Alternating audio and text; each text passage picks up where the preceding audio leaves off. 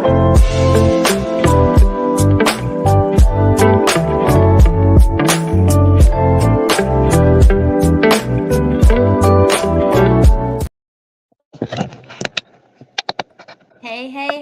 everybody. What's up? What's up?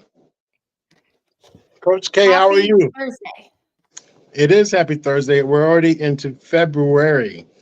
Oh my gosh. Isn't that amazing? I Okay. don't know if time moves quickly to you. It seems like it's like, wow, we were just in January. Now it's already. So It's crazy. It and that's just making me just take a second to think, and I'm gonna just spiral. So yeah. God. Well, question, do you think the world is moving faster? You think everything's still the same? It's just, why do you think, at least for me, why do you think we recognize time now? Like it's moving so quickly. I know the world. I know, but you think the earth is spinning faster? New. I think it's because we're so No. busy. I don't think we're as Oh. present. What do you Oh. think?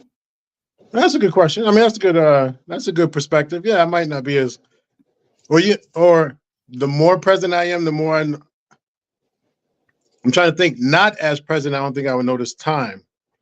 I don't know. I think Yeah. the more I'm doing and paying attention, is like, or the more I want to commit to something, I'm recognizing, whoa, I don't have that much time. I don't know.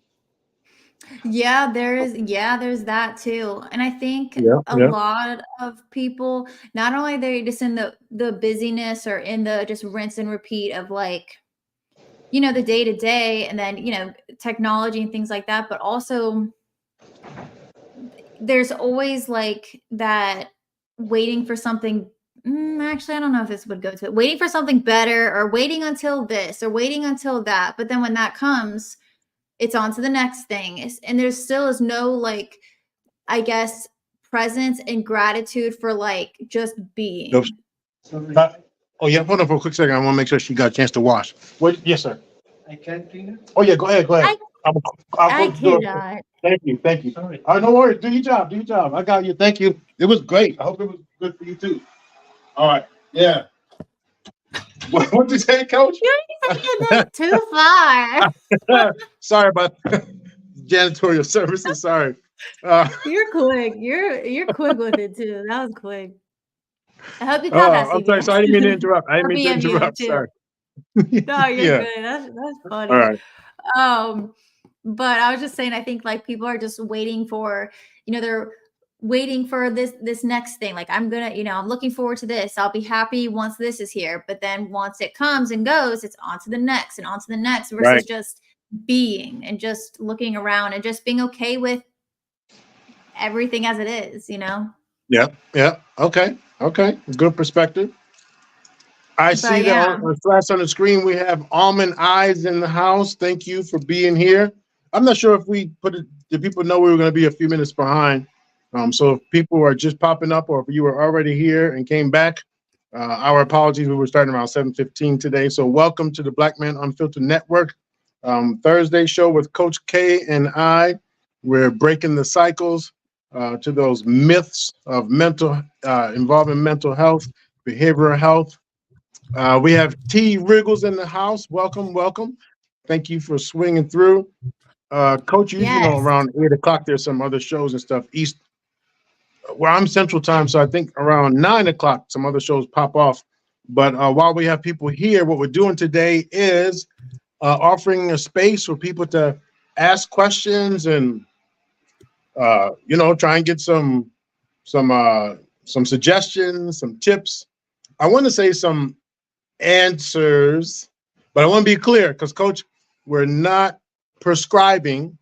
Okay, Nope. we might describe some stuff, but we're not prescribing and we're not diagnosing. So if you hear something that hits and it lands like, oh yeah, that sounds like me, awesome. If it doesn't sound like you and you're like, I don't know, we're more than open. And Coach, you could tell me if you disagree, but I think we're more than open to have the conversation, even debate, but not the argument. Well, debate is an argument, but not the fight. Like we're gonna to try and prove ourselves. It either lands Right. with you or it doesn't. Right? It's either a perspective you agree with or it's not. And we're cool Right. with that. We're wide open. Our way is not the only way. Absolutely not. Mhm. Yep. Coaches coming from a coaching angle and some real life experience and just some common sense. I'm coming from a clinical area, or because sometimes coach, sometimes people. So I'm coming from a clinical coaching, and I don't know if I have of a weirdness. I'm more on the weird side and some common sense. Mhm. So let's have Yeah. some fun. We're glad to be back. Sorry we missed you last week or so.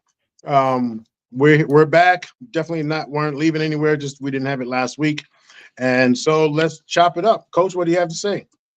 Yeah, I think that's great. Just exactly what you said. I really want people to ask the questions. I watch many different shows. I'm on a bunch of different panels, and I love when mental health is talked about, or even if it's not just mental health, it's depression, it's therapy, it's emotional intelligence, it's relationships. And a lot of people, which of course we welcome all opinions, but what better place to kind of speak your thoughts and ask your questions than right here? We want your questions.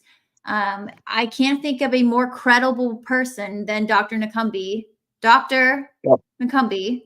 Um, Shout out to him, because I've noticed there's a lot of truth to some people's statements, on different panels and whatever, but sometimes it's like the appeal to authority, or they will try to dismiss something because it's, well, we have a doctor here, Mhm. so if Mhm. bring whatever questions you have.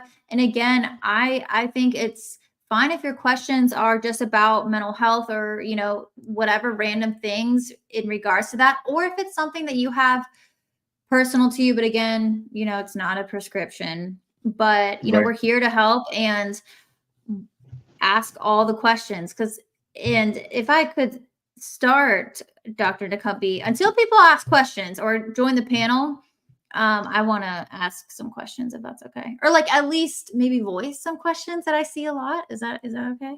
Yeah. Yeah. Let me just Or we add, could jump into you bet. the You go bet. Let me for it. just add one more piece to what you were saying, though. Please, thank Yeah, you for the go for it. acknowledgement and the kudos.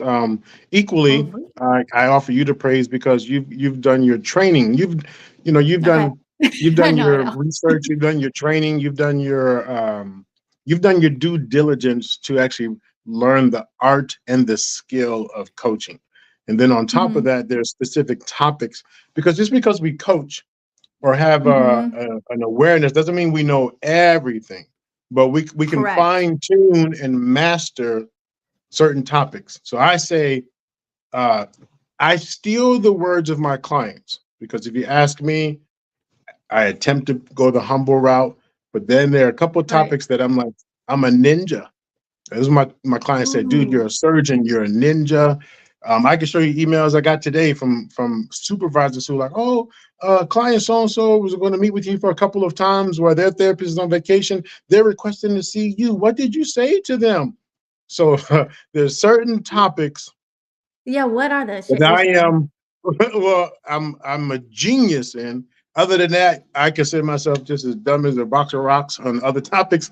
Not really that dumb, but certain topics that I hold true and near and dear to my heart that I studied, researched, and when I do research, those are peer reviewed. But on top of that, a lot of my research is going to the people and looking for real life scenarios, not just what Mm, science says and not just what the data says, but real life scenarios. And I try to yeah. incorporate that because I've gone places where it's like, oh wow, and I'm eating up the information, but it doesn't, I don't know how to make it match for me, and it's gone the second I leave.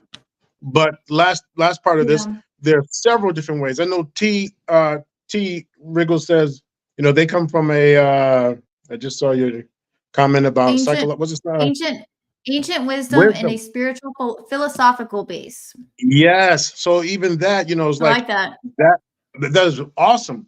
And so there are times when people are listening to us or anyone on any of the channels, but if you come from a certain perspective, then what the host or the whoever's talking is offering, it may not land with that person because they have a different philosophy, they follow a different theory, they follow a different method, blah, blah, blah, blah, so on and so on. Blah, blah, blah sounds dismissive.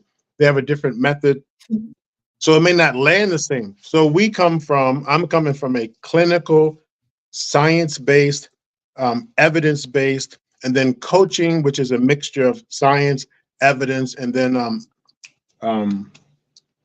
what's it when you not when you practice something? What's it called? Experimental, Oh, and then yeah. background. But there are techniques to it that are evidence-based, science-based, so on and so on and so on. So if you don't believe in psychology or the clinical or the framework of coaching, and coaching may have some different terms you call it. I just call it the framework. If you don't No, believe in that's that, good. no worries. It doesn't mean you're wrong and we're right. And it doesn't mean we're right and you're wrong. Both wrongs. It doesn't mean that either one are Right. wrong or right. We're just coming from a different perspective.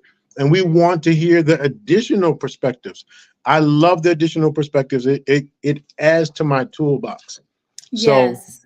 I just wanted to add that piece because we want to acknowledge and recognize and give shout outs to those who practice or subscribe to a different method. It doesn't mean that our way is the one way, and we definitely want to know what your way is as well, and we'll give credit to you as well. So thank you. Yeah.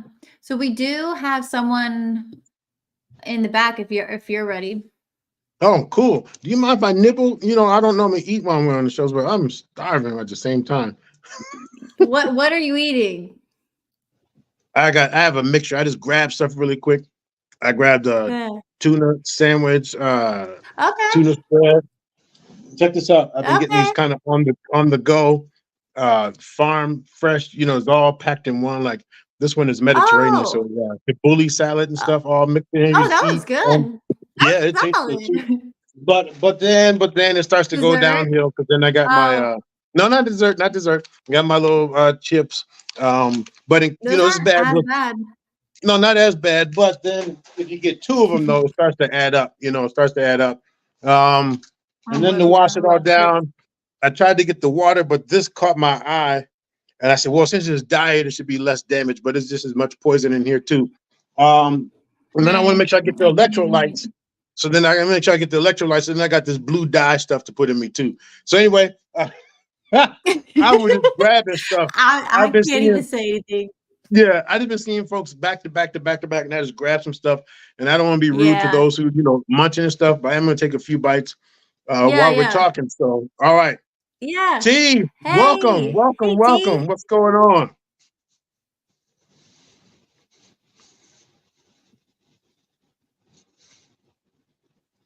Can you hear me? Loud and clear. Mic check. Yes. Okay. Great. How you doing tonight? I'm not being sideways. Oh, I just got with my daily. I just done my daily walk. So nice. I'm a coach myself, Coach K. Excellent. And awesome. So I've learned over the years that once 45 minutes goes by, officially now, your body starts to burn fat. I learned that from a track coach in Costa Mesa here in California. Marvelous. And so I make sure that I get my hour and something in right now because, getting up there in age. So. Right. No, that's great. And that's interesting too. I love it. So what you now, got I wanted for us? to ask you guys what are you a question. Thinking? Yeah. Schizophrenia. All right, Dr. Nakambi. No. Now, my question is, how do you guys feel? How do you guys feel about this? I know what they've probably taught you, right? But I think of this so differently. But let me hear your take on it first. Ooh, this is interesting.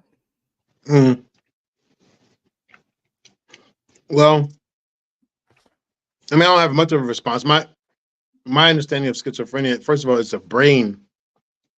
Is a biochemical disorder. So it impacts the brain like versus physical? Physical brain versus something that's learned. It's not a learned behavior. Now, how it shows up, when it shows up, how you manage it. But for the most part, schizophrenia, it's a brain disorder. That's pretty much my take on it. Yeah, that's one of those that How do you feel about that? I really I don't know too much. I think it's an unfortunate but fascinating, I guess you would consider it's classified as a disease. Now there is one book that I read that talks about how mental illness is diagnosed. It's called The Myth of Mental Illness. It's an old book. But something that's interesting, I think, is in the book, the author talks about how there is, we look at disease as something that's physical. It's the mind and the brain are different. They're two different things. So I think schizophrenia is a disease that is affected or impacted the physical brain, I guess. If that's correct. I'm trying to look it up, but anyway. Yeah, so but brain, but that's all I know. Brain versus mental state of being. Well, go ahead, Doc. Oh no, that was it. That's what you mean, Coach, by brain versus mental state? Okay. Yeah, exactly. What do you think, T?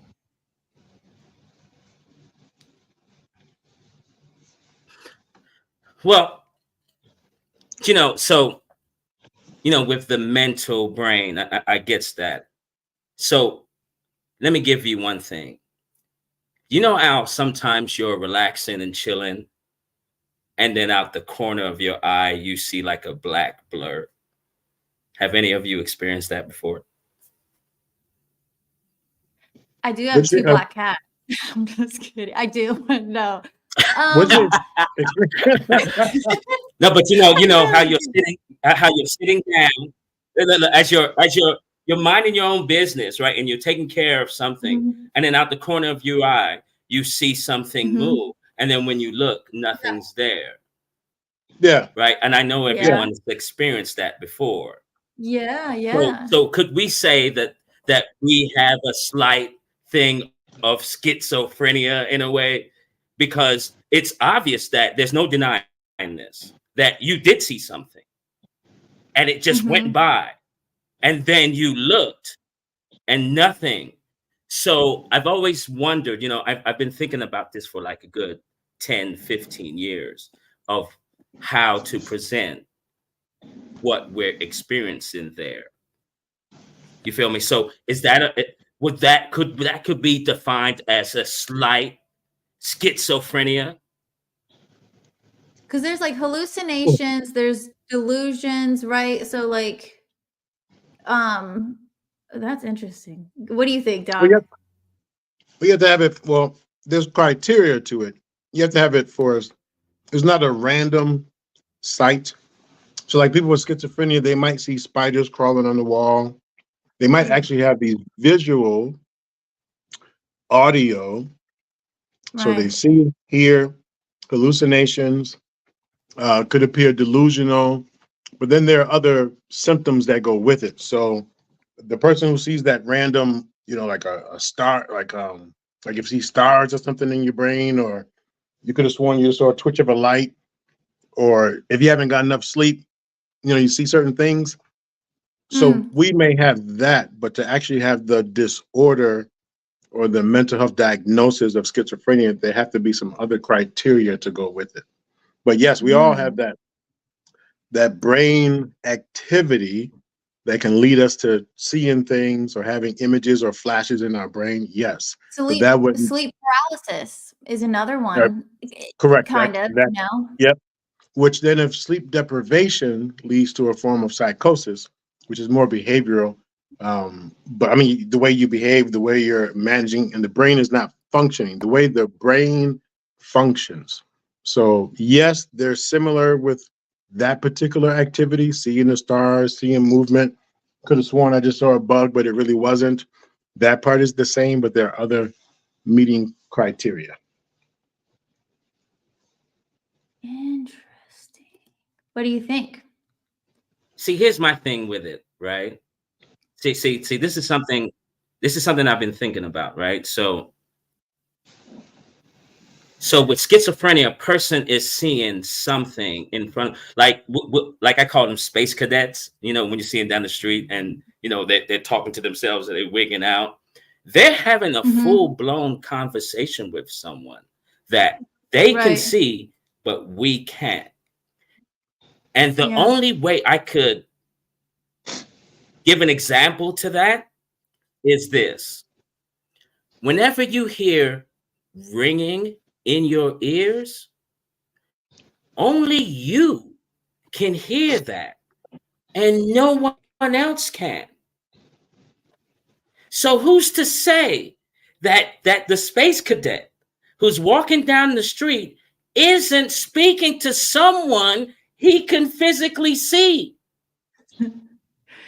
Yeah, I think the it word is. Yeah. schizophrenia is shining away. It's shining away from something that all of us can do somewhere in this human mind and human body. Because I'm fully aware that they didn't give us the owner's manual for everything. Yeah. And for good reason, not right. And so with these, you know, especially when we speak about schizophrenia, to me, like what's really happening here is the space cadet is his frequency or vibration tuning in to, let's say, the unseen world. Okay. How would you feel about that? I was wondering, because you mentioned spiritual, and I think there is something to that. Yes.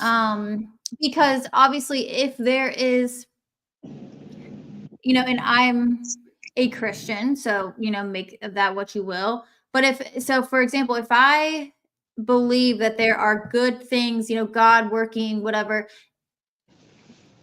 then there has to be a contrast too, which is the demonic working also. You know, there's that spiritual warfare.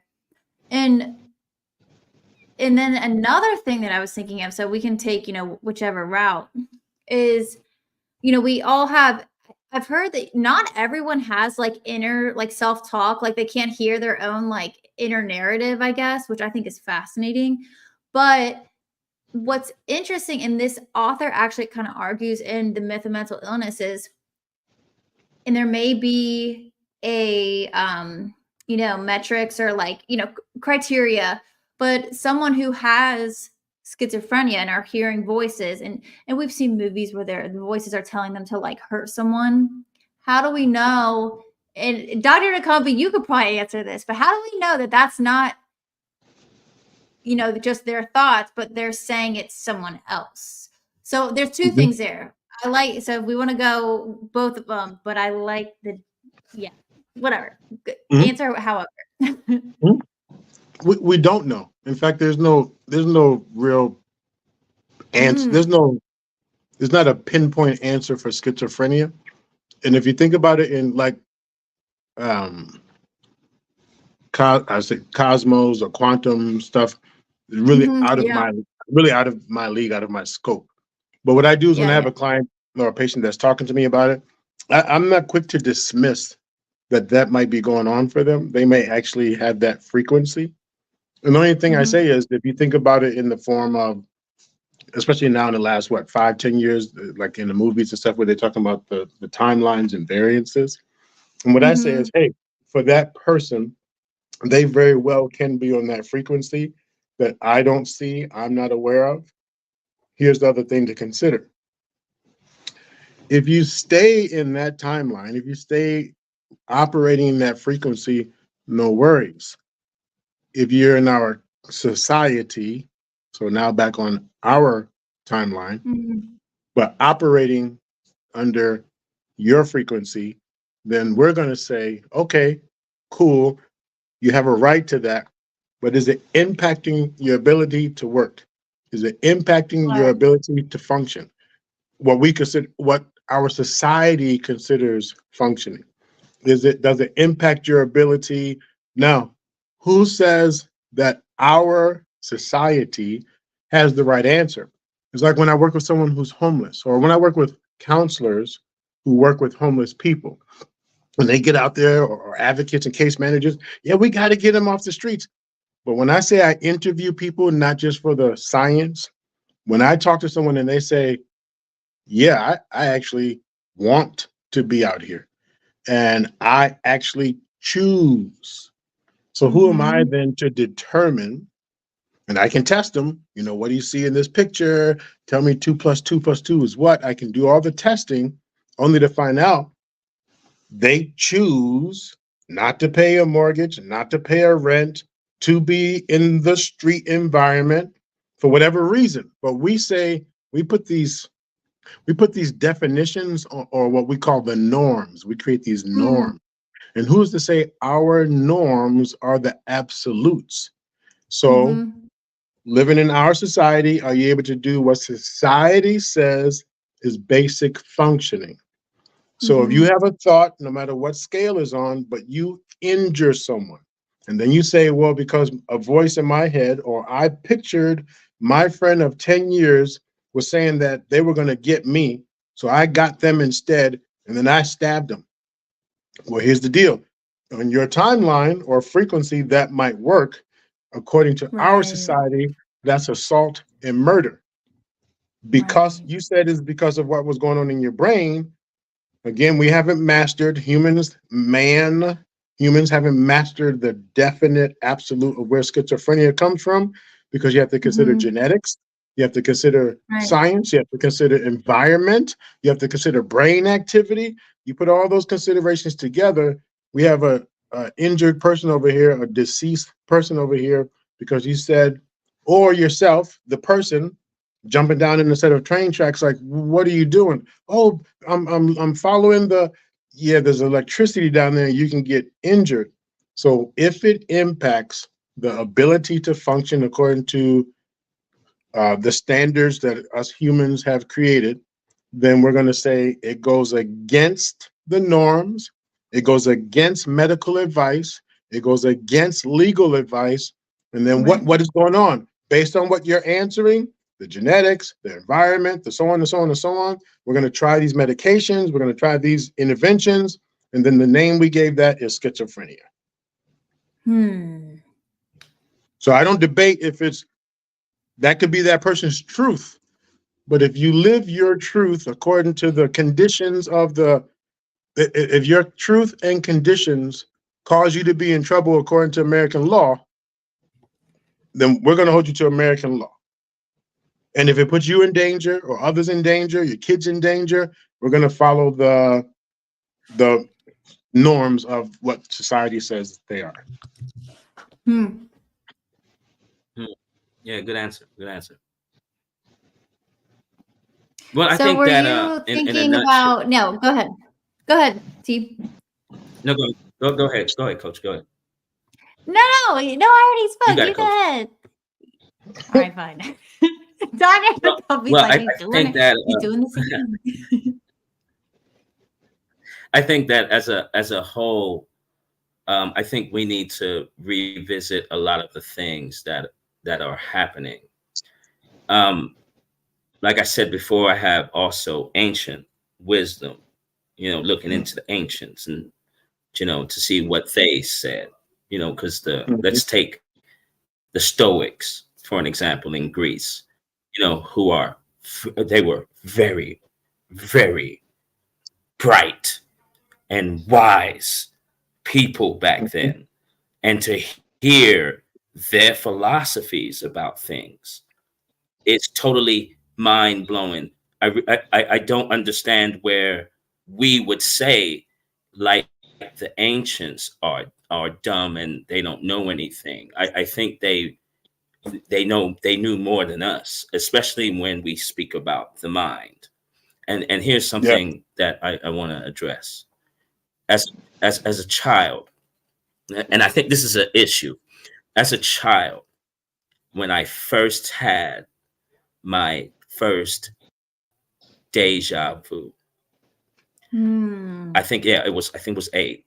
And I asked every single person around me, have you ever had a deja vu? You ever had deja vu? You ever did? I did all of that. And everyone was saying, yeah, I've had a deja vu.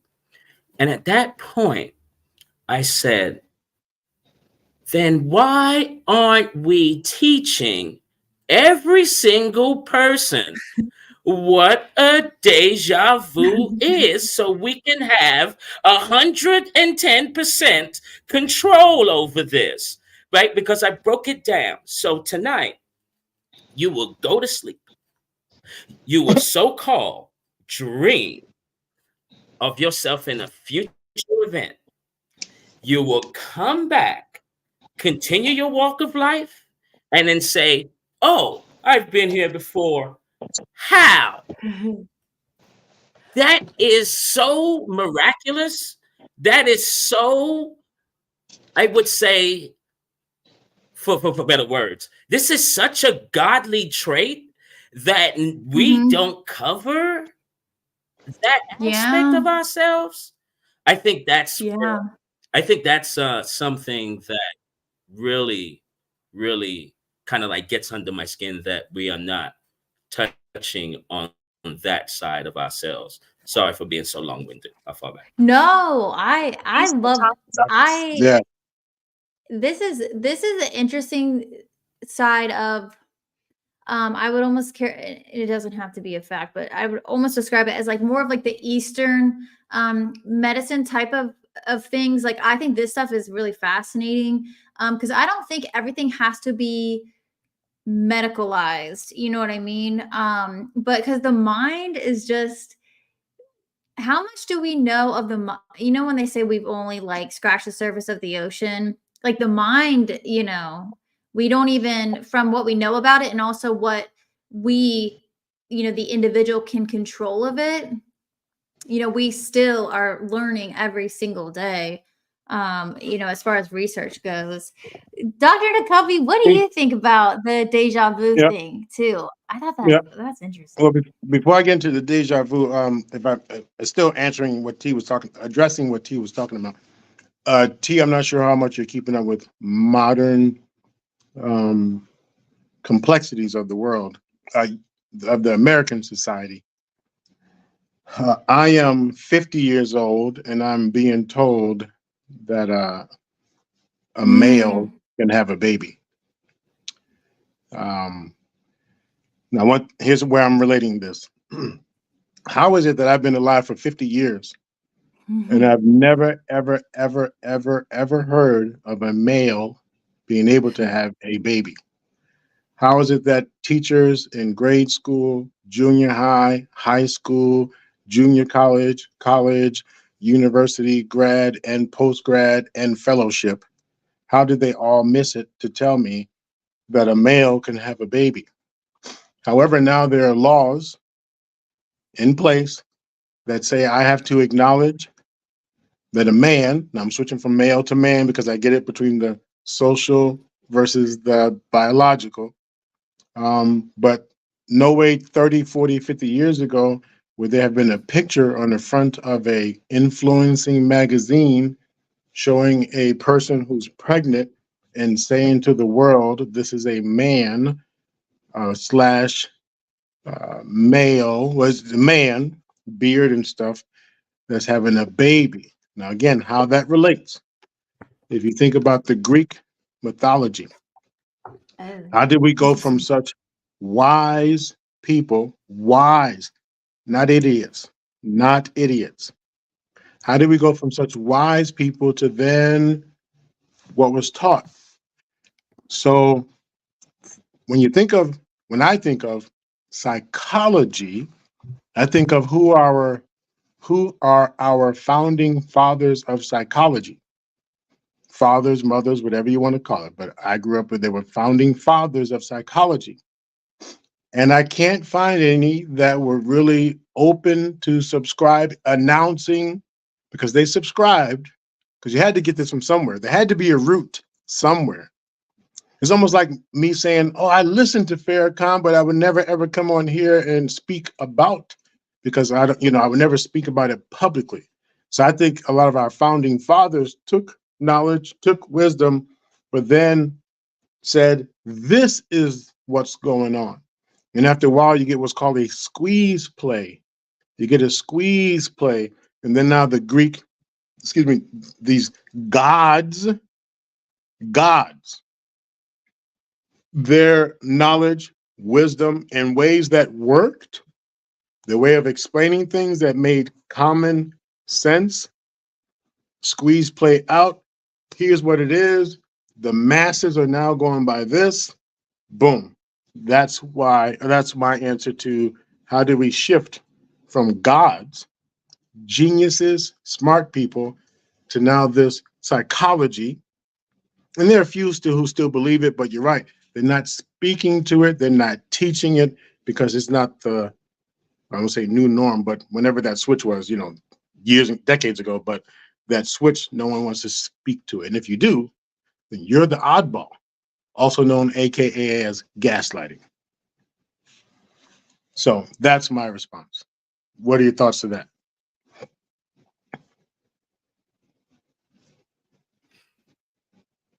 I totally agree with you, and I don't want to ruffle too many feathers here, but as you said, that we're coming to this point where a male will have a child. Like, that is so absurd. And when they do accomplish this feat here, they're going to use religious doctrine to justify this madness here. Like the Greeks' mythology was that Zeus gave birth to Athena through Zeus's head. In Christianity, it says that Adam gave birth to Eve through the rib. Like, this type of madness, and I give a lot of credit for all of those religious writers who kind of confused everything, because I don't really care what anyone says at this point. In order to get here into this, in our timeline, in our society, you have to go through the woman. You understand what I'm saying? And so I hope that they don't accomplish that feat, as have men bearing children. Because if they do,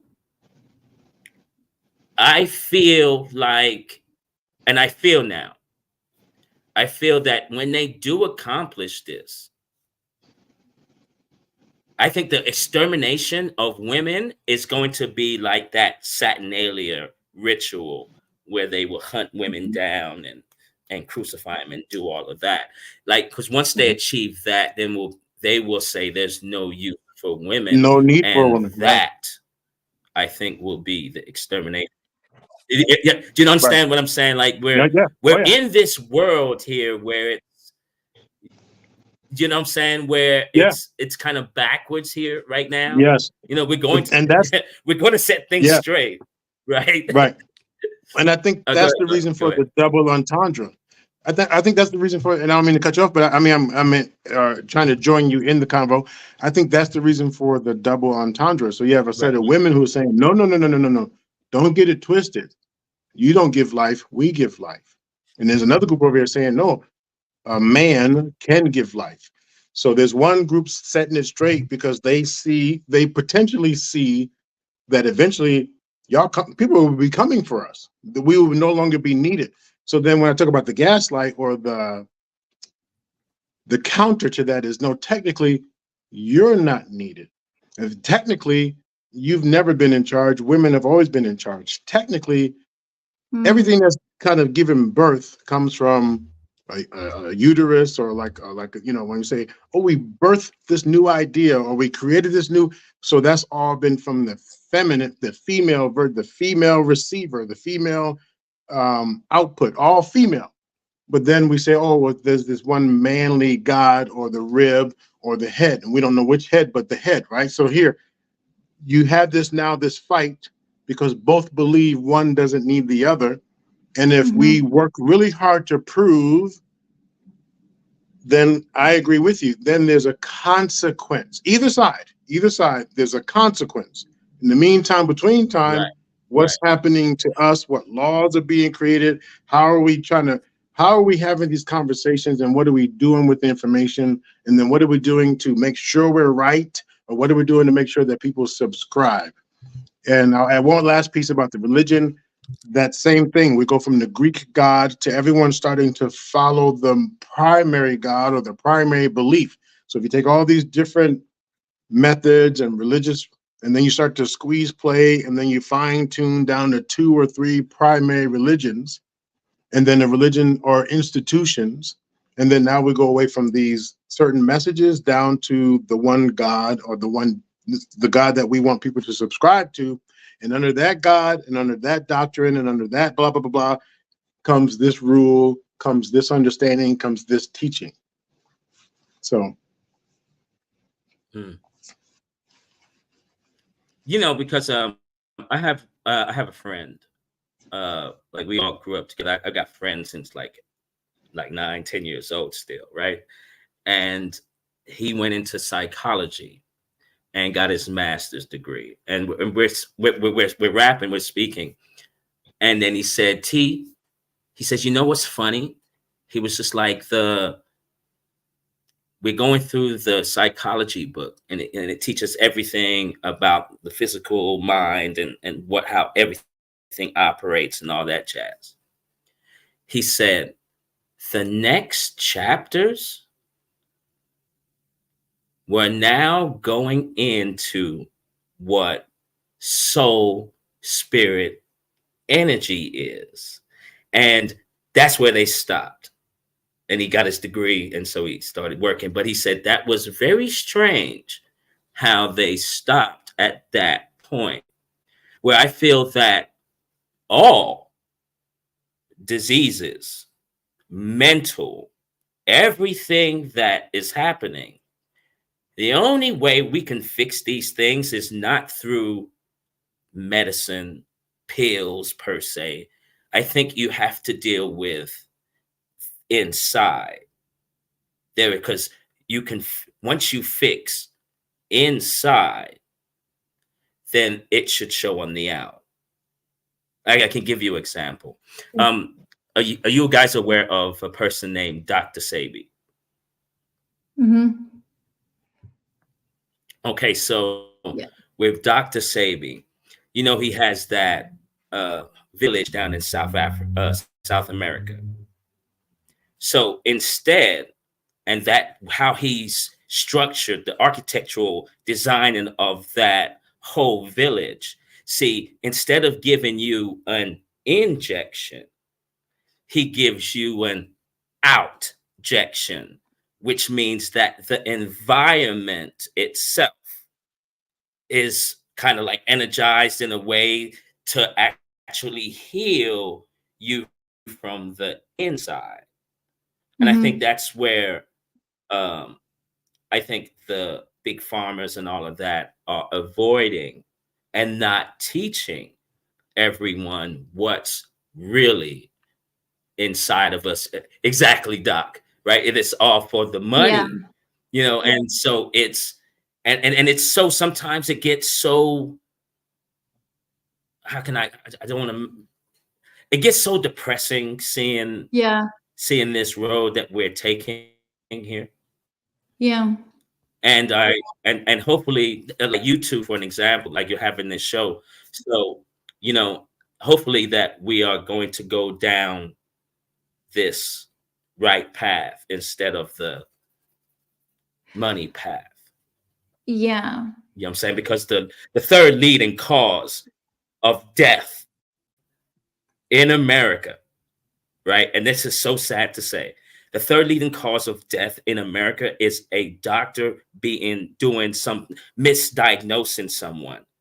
All that means to me is that we have doctors that aren't trying to cure anything. You wasn't even born to cure people, to have that love and that, you know what I'm saying, what I'm getting at, right? So when you have people doing everything for this, hey, we're going down a little funny bunny road. And I fall back. Sorry for being so long-winded. No, you're good. No, we appreciate it. Listen, I want to plug in, excuse me. I want to identify a few people who popped in the chat. Welcome to the Black Men Unfiltered Network with Coach K and I. What's the name of our show, Coach? Oh, Breaking the Cycle. Yes, and this conversation right now is a perfect example of how we want to help bust up some of the myths, some of the crazy talk, or invite like some truth, some reality, some other perspectives. This is a perfect example. I actually want to thank you, T, for bringing this, because it's like some people are like, oh, why that topic? Or here we go. Yes, here we go. This is exactly what we want. We want to invite and have these conversations, not be afraid to challenge some of the myths or some of the behaviors that we engage in, or challenge some of the things that we instantly subscribe to in our society. Why do we instantly subscribe to it? Are we afraid of getting second opinions? Are we afraid of going with what we feel and we think is right? And we have child protection laws that say you are neglectful of your kid if you try this other method, So again, back to what society says it is. So again, T. Riggles, thank you so very much for bringing this conversation. We definitely appreciate it. We have Dragonfly in the house. What's up, Dragonfly? In his certain in there. So what's that voice? What type of voice? Man, Jim Madden voice. Jim Madden voice. No, wait. Never mind. Bloody hell. So Dragon. Crazy. Yes, and who we just had pop up on the screen? I saw something just popped up.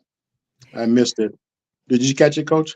Yeah, he said, wait, why JP on the panel? You know who JP is, Doc? Who's JP? Jay Prince. Oh, yes. Okay, Yeah, yes. All right. Took me a second. I'm like, JP. Because then I was instantly thinking of our channel, What We Know GT? podcast. Sorry. Oh, JT. yeah. Yeah. We're inviting people to come up on the channel. If it's open question night. I almost said open mic. Open question night if you have questions. We're here to address them and help offer some insight, not a definite, not a prescription, only a description. And again, thank you, T, and just want to see what other questions we may have or thoughts. And if not, we can keep going with this conversation. While we're waiting, real quick, people talking about the M&Ms. M&Ms. Let me tell you about the M&Ms. So, Coach, when I do research or a study or coming out with something, much like an actor or actress, they kind of get in, they get involved in their character. So I'm actually working on an M&M project, but it's really not M&M because I'm not going to, I don't want to get all into the trademark and all that. So it could be Skittles, but I've been munching down on some M&Ms. But where I'm going to be going pretty soon with the M&Ms, there's a certain color in the M&Ms that for whatever reason always seems to be shaped differently than the rest. Oh. Now you take that, and what I'm going to be talking about in the near future is, that term now is the term has been around forever, but they're talking about it more and more. Gaslighting. And a lot of people think of the term as a relationship like romantic, and it's usually the man gaslighting the woman. That was the original definition of it, that the guy was going behind his wife. But all genders, anyone can gaslight. It really just pretty much lying to you or having you believe something is not true is a form of gaslighting. But what's been going on in the last number of years is, and almost some of what T was just talking about, a little different, but the idea that men have been in charge and the idea that men should no longer be in charge. How do we make the switch? How do you make the switch? How do you tell someone you are no longer fit to lead? How do you go from family is the way to individualism is the way? How does one execute that? So if you use the term gaslighting and you look at what the true meaning of it is and how it can be done, then you start to inform and lead people to believe that they're inept, they're not capable of, they're less than. And then it starts to mess with their narrative. And some people really start to go ape shit crazy. Like, you mean, am I not? Yeah, you are wrong. Your way of doing it is wrong. These pronouns are the correct way. I don't care what you say. And then the laws to follow it up, like, whoa, there's a law to follow. And I'm not just talking about the LGBTQ T agenda. I'm not even talking about that. I'm talking about the overall agenda of you are no longer to believe you're capable of loving. Really? I can't love. I can't. So when I scoop up M&Ms, I notice there's a certain color that's sprinkled within this. And I have two good hands and I can scoop. Depends on how you look at it. Either these fingers don't align with the mass body of M&Ms, but these are the ones taking control. I'll say it one more time. The fingers don't actually align with the body of M&Ms. However, these fingers and hands are the ones that are going to take control. And so since they take control, the M&Ms have to believe that whatever these hands say they are. Reverse that, you could take a handful of M&Ms and there's only a certain color in there and there's only a certain amount of them, but that one color, they all seem to be shaped, oddly enough, larger than or differently than the other colors. And after a while, the goal is to dominate. Now, when I bite into these M&Ms, they all look chocolate on the inside. Hint, hint, hint. If we break it down, we're all asking to be heard. We're all asking to be, I shouldn't say all, usually, and most people are wanting to be heard, are wanting to be acknowledged, they're wanting to be validated, blah, blah, blah, blah, blah, blah. But these certain colors are shaping to where they want to dominate, or these fingers want to control. And I want to talk about using my analogies and M&Ms, and I've been doing a lot of different things with M&Ms and enjoying them and going to town. I really enjoyed the peanut butter ones, blah, blah, blah. But as I'm eating these M&Ms and really doing my own kind of testing and analogies, and even using M&Ms in my sessions or Skittles in my sessions to have people kind of, as I'm doing my testing, my theory, there comes to a point now where it's reversed. In order for me to be who I want to be, I have to fight the masses. And since I don't feel accepted, then I might want to delete myself. Now it's reversed, where you are who you are and you are who you've been forever. And guess what? You don't matter anymore. So now they're wondering if they should delete themselves. Senior citizens used to think that way. When they reach a certain age, they wonder if they should get out the way. Maybe I should get out the way because, you know, the young folk. But now it's not just age. It's anyone who doesn't subscribe to X, Y, and Z. And then you're led to believe it's like jobs. Like, I've had a rough year. I can't think how I went from, like, I've never won, or it's not a win, but I've been given this award a lot of times about teamwork. A lot of jobs I work for, I get the teamwork award, and I get the comedic, or the one who, when it comes time to stress, we can always Dr. Nakumbi, but good thing In fact, my tagline from most supervisors is this: he's not the best employee, but he's the one that if I know Dr. Nakami is there, whew, boom. So that means reliable, loyal, committed to the, and I can manage chaos. People go up in chaos, boom. When I'm a certified forensic suicide interventionist. I'm a certified, I'm gonna say chaos trauma crisis specialist. So that's kind of like the more chaotic it is, boom. You're good. I'm good with it. But then how does that go from being good at it to now being the agent of chaos? Like, and then I've been one to leap. Doesn't mean it's correct, but I've been one to leap. BMU talks about this. If something were to happen at a mall, someone bust in the upper room acting crazy, BMU's instant response is to leap into it. Okay, leap into helping, flight or fight response. I am one of the leapers, like boom. But when you're told that as a leaper, you're misogynistic, you're told as a leaper, you're doing too much. And then it starts to eat away and the goal is really to not have you leap anymore, to have you just stand back. And to water you down, to dilute you, to weaken you, to destroy you.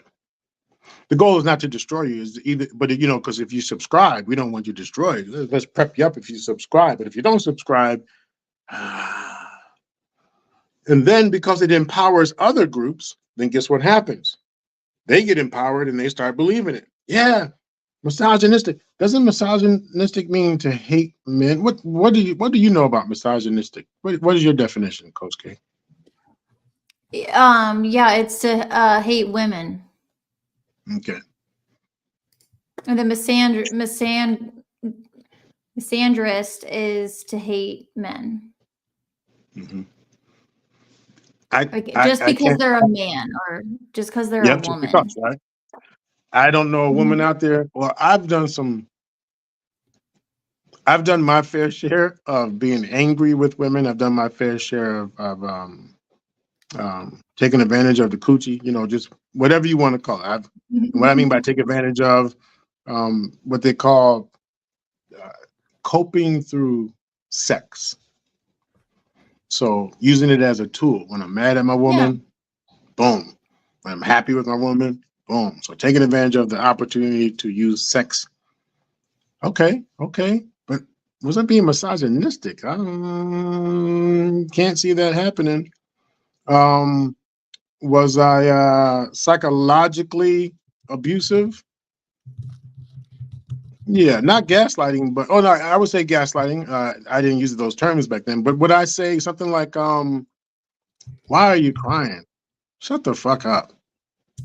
Yes, I would say that. Where did it come from? Now, some people say it doesn't matter, but where does it come from? Right. Because if you have someone stand over you when you're 4, 5, 6 years old, bust in the upper room, boom, 2 in the morning, and you're like, and they go, shh. And before you know it, you could be 30 years old. Right. So I say all that to say the whole Eminem story. No, this is good. I'm going to be launching pretty soon. I'm still doing a few more details with my hypothesis that there's only a few of these colors in the M&Ms. There's only a few of the colors. And no matter how you scoop it, you're going to get a few of the colors. But how much are the other colors changing because of this one color? And when you break into them, they all have a peanut or a chocolate in them. Or if you consider the hands to be the controllers, how do you not break yourself? How do you not lose yourself? How do you realign with what you know to be correct? Why does this other way have to be correct? And why do I have to be less than? Why do I have to be less than? I mean, to the point where Ooh. a person again is talking about deleting themselves. When you get to the point where you feel like I'm so wrong, I'm bad, or whatever, to the point where you want to delete yourself, and then you get Because people they're to not dealing subscribe. with it.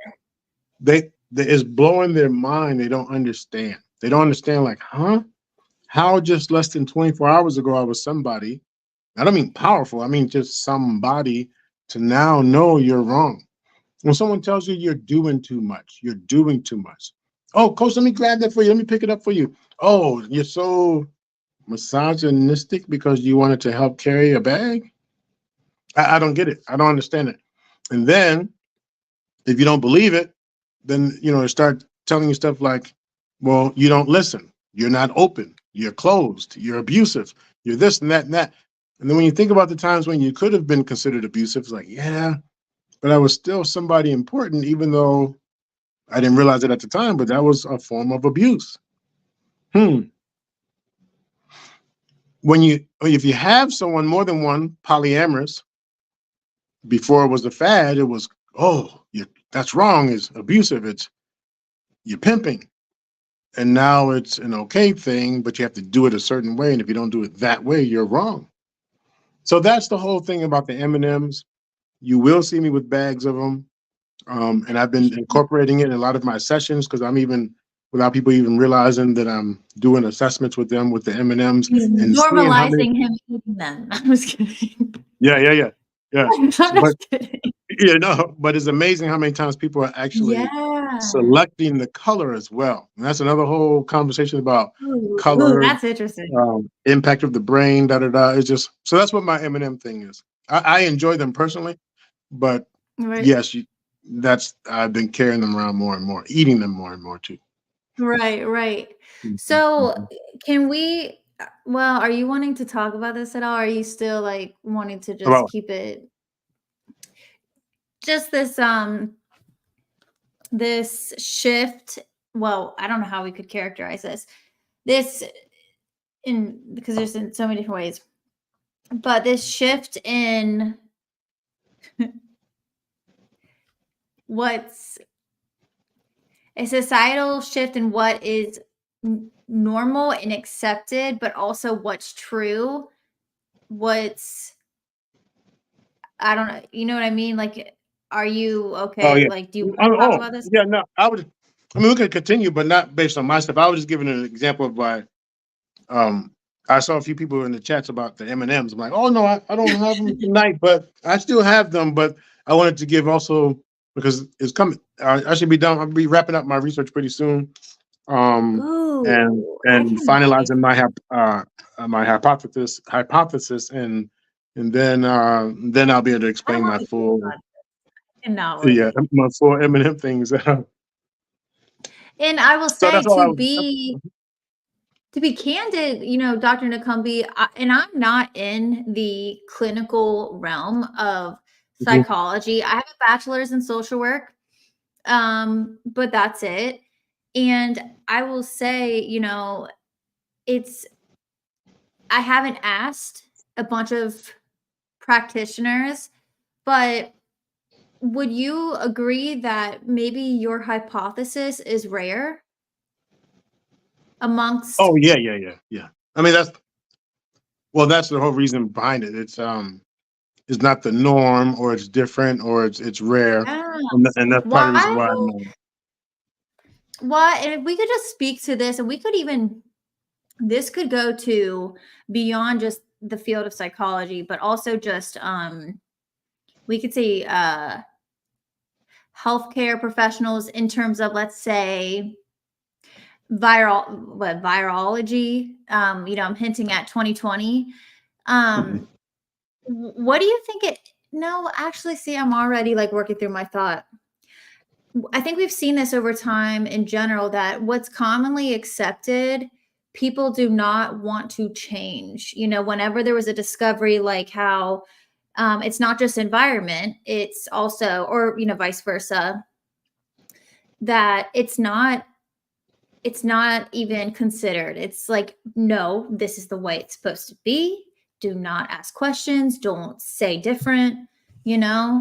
So I was about to Mhm. ask why you think this is, but this is actually, do you think this is different from, you know, historical, I guess, examples of the same kind of thing? No, not that. I don't think they're all different. They're just it's just the newer version of it. You know, the Mhm. what's the new thing now about women wanting the high value man? Yeah, yeah. 6, 6, and 6. He has to make 6 figures, Mhm. be 6 feet tall. And I've heard a couple things about the third 6, a 6 pack Yeah, or 6 inches. or yep, yep. Yeah. Which do you think is more satisfying? That you have the 666 person who does not, I mean, who's so busy in order to maintain the sixes, they're so busy Mhm. that they're nearly not that available to you. So you actually want them to stay like, no, go, no, I get it. But thank you for the beach house. Thank you for the pool. Thank you for the car. Thank you for the money. Or is it more satisfying to have, I don't know, 100,000, 60,000, Yeah. 5, 6, 5, 6, and only a 2 pack or whatever, or just, but of course, less than the 666, but they have time. They Right. spend time with the family. They spend time with you. So which is more appealing or more satisfying? That's Right. that's open for debate. But that's nothing more than back in the day when the dancers, erotic dancers, had truck drivers as a client, and he was only driving through Georgia Hmm. once a week or once a month. But then he's giving you a greeting card, like when they wrote cards, like greeting cards. But he stuffed $1,000 of cash in there for you. And guess Mhm. what? Because he's on the road, she doesn't see him much, but she has the value. She gets treated like, and then he tries to come over, maybe I can, she's like, oh, I don't know. And then he uses the bathroom excuse. Oh, I really got to go to the bathroom, at her door because he really wants to come inside. And she's like, oh, Yeah. I can't. And the baby's asleep. She may have a baby, may not have a baby, or she might have a Right. big baby. But the point is, it's really just the Right. new version of it. It's the new version of high value man getting the bag, limited limited amount of time you're in my space. Just a different day now, and now it's more than just dancers doing it. Everyone wants to, well, not everyone, but a greater majority publicly, because some of those dancers weren't announcing that either because they don't want you messing with their guy. So it wasn't always this announcement. It's like, man, well, how do you keep getting the hookup and the hookup and the hookup? But anyway, that's my idea, that everything's not really new, but it's just the social Right. media, the way the information is getting out there much faster. Yeah, which is true. And I was kind of thinking about this earlier with tea. You know how in I guess science class, biology, whatever, like evolutionarily, I think it's more so the environment. Like the animals would adapt, to over a span of many years. Their beaks would be shorter because they couldn't get the food, whatever. Like, the things that really weren't serving them would, wouldn't occur in like the next, generation of animal, whatever. Right. Sometimes I wonder, like even talking about Dr. Sebi and like, are we creating the environment that is going to, with some of this talk, like with the males having babies, are we creating the environment that's going to be our downfall because we're not going to be able to sustain it? It's going to be the implications. Families are going to be, well, there's not going to be families. It's going to be a mess. So then it's going to be like, almost natural selection, I guess. Certain people are not going to survive. And then also too, with Dr. Sebi, and is there going to be a span of years between, his works and whatever, where our bodies have adapted to plastics and things like that, where our bodies don't even want the healthy shit anymore? You know what I mean? Because like they're so used to not having it. Let's say like thousands you know what I mean? Like, is that a possibility? Right. And just before we get to you, just a quick second. Hey, what's up? Hey. As we have Trey Ferg in the panel here. Just a second. We also Hey, have Trey. joining the chat, Isaiah and Leaked. So Hey, welcome, yeah. Lady Nebo is in the house. or she says trade number 2. But Lady Navo is in the house, Leaks is in the house, and Isaiah. So welcome. Thank you for swinging through. And if I haven't already, welcome Dragonfly Jones' cousin. There was one thing in there in the chat I just wanted to address before we move to answer your question, Coach K. That yes, I do believe that our timeline, so time, pending the stage in our life, some of you watch, if you watch some of the younger, so you take like young adults 18 to 25, and then the 25 to about 27, watch how they transition. So the ones who are about the whatever type of life, and then watch them when they go into their young 30s, and watch the transition, how some things are not important to them anymore, the way they see life, the way they value life. I mean, you have some 50 and 60-year-old people out there still talking the same stuff, but yes, time changes things. Ability changes things. I can't move like I used to. And that's why you have some folks out there moving and grooving when they really need to be sitting down. Kids will change it. There used to be a time when a man could be raw, and then you have a kid, and that little knucklehead just made welcome the fatherness, the ability to be a father and to be that type. He would quit a gang. He would quit the kind of whatever lifestyle to make sure he can attend to his kid, and even say, man, this kid that made me, I found myself. So anything from I got softer to I found myself because of, again, aging, common sense, life knowledge. That was another thing. You used to get old, and we would call them leaders, people of wisdom. And now some of those same elderlies, we say that they're a joke and they're stupid and they're dumb, and we don't respect them anymore. An OG used to be able to talk to anybody. The old grandma, right, Trey, used to be able to talk to anybody. The neighborly, whatever, the 80-year-old out there sweeping the streets and stuff, but they got respected. All that's kind of gone by. Anyway, the point is, yes, I believe that stage in life, wisdom, and all those things play a role. Also, environment. So yes. All right. Trey, well, did we wait because did you have anything to add to that, Coach K? It was Isaiah Jr.'s question or comment. No, I think no. Yeah. That was spot on. And then your question, Coach, you we're talking about this. Oh, about just adaptation, I guess, and like yeah, because I said I think some of it is new stuff, but because of the new ways of doing things. So we wouldn't take the new technology and then compare it to kind of old school, whatever. But the themes are the same. Because how long have we been marching? I mean, how long have we been asking for this? How long have we been? It seems like every generation we have a new, but it's really the same theme.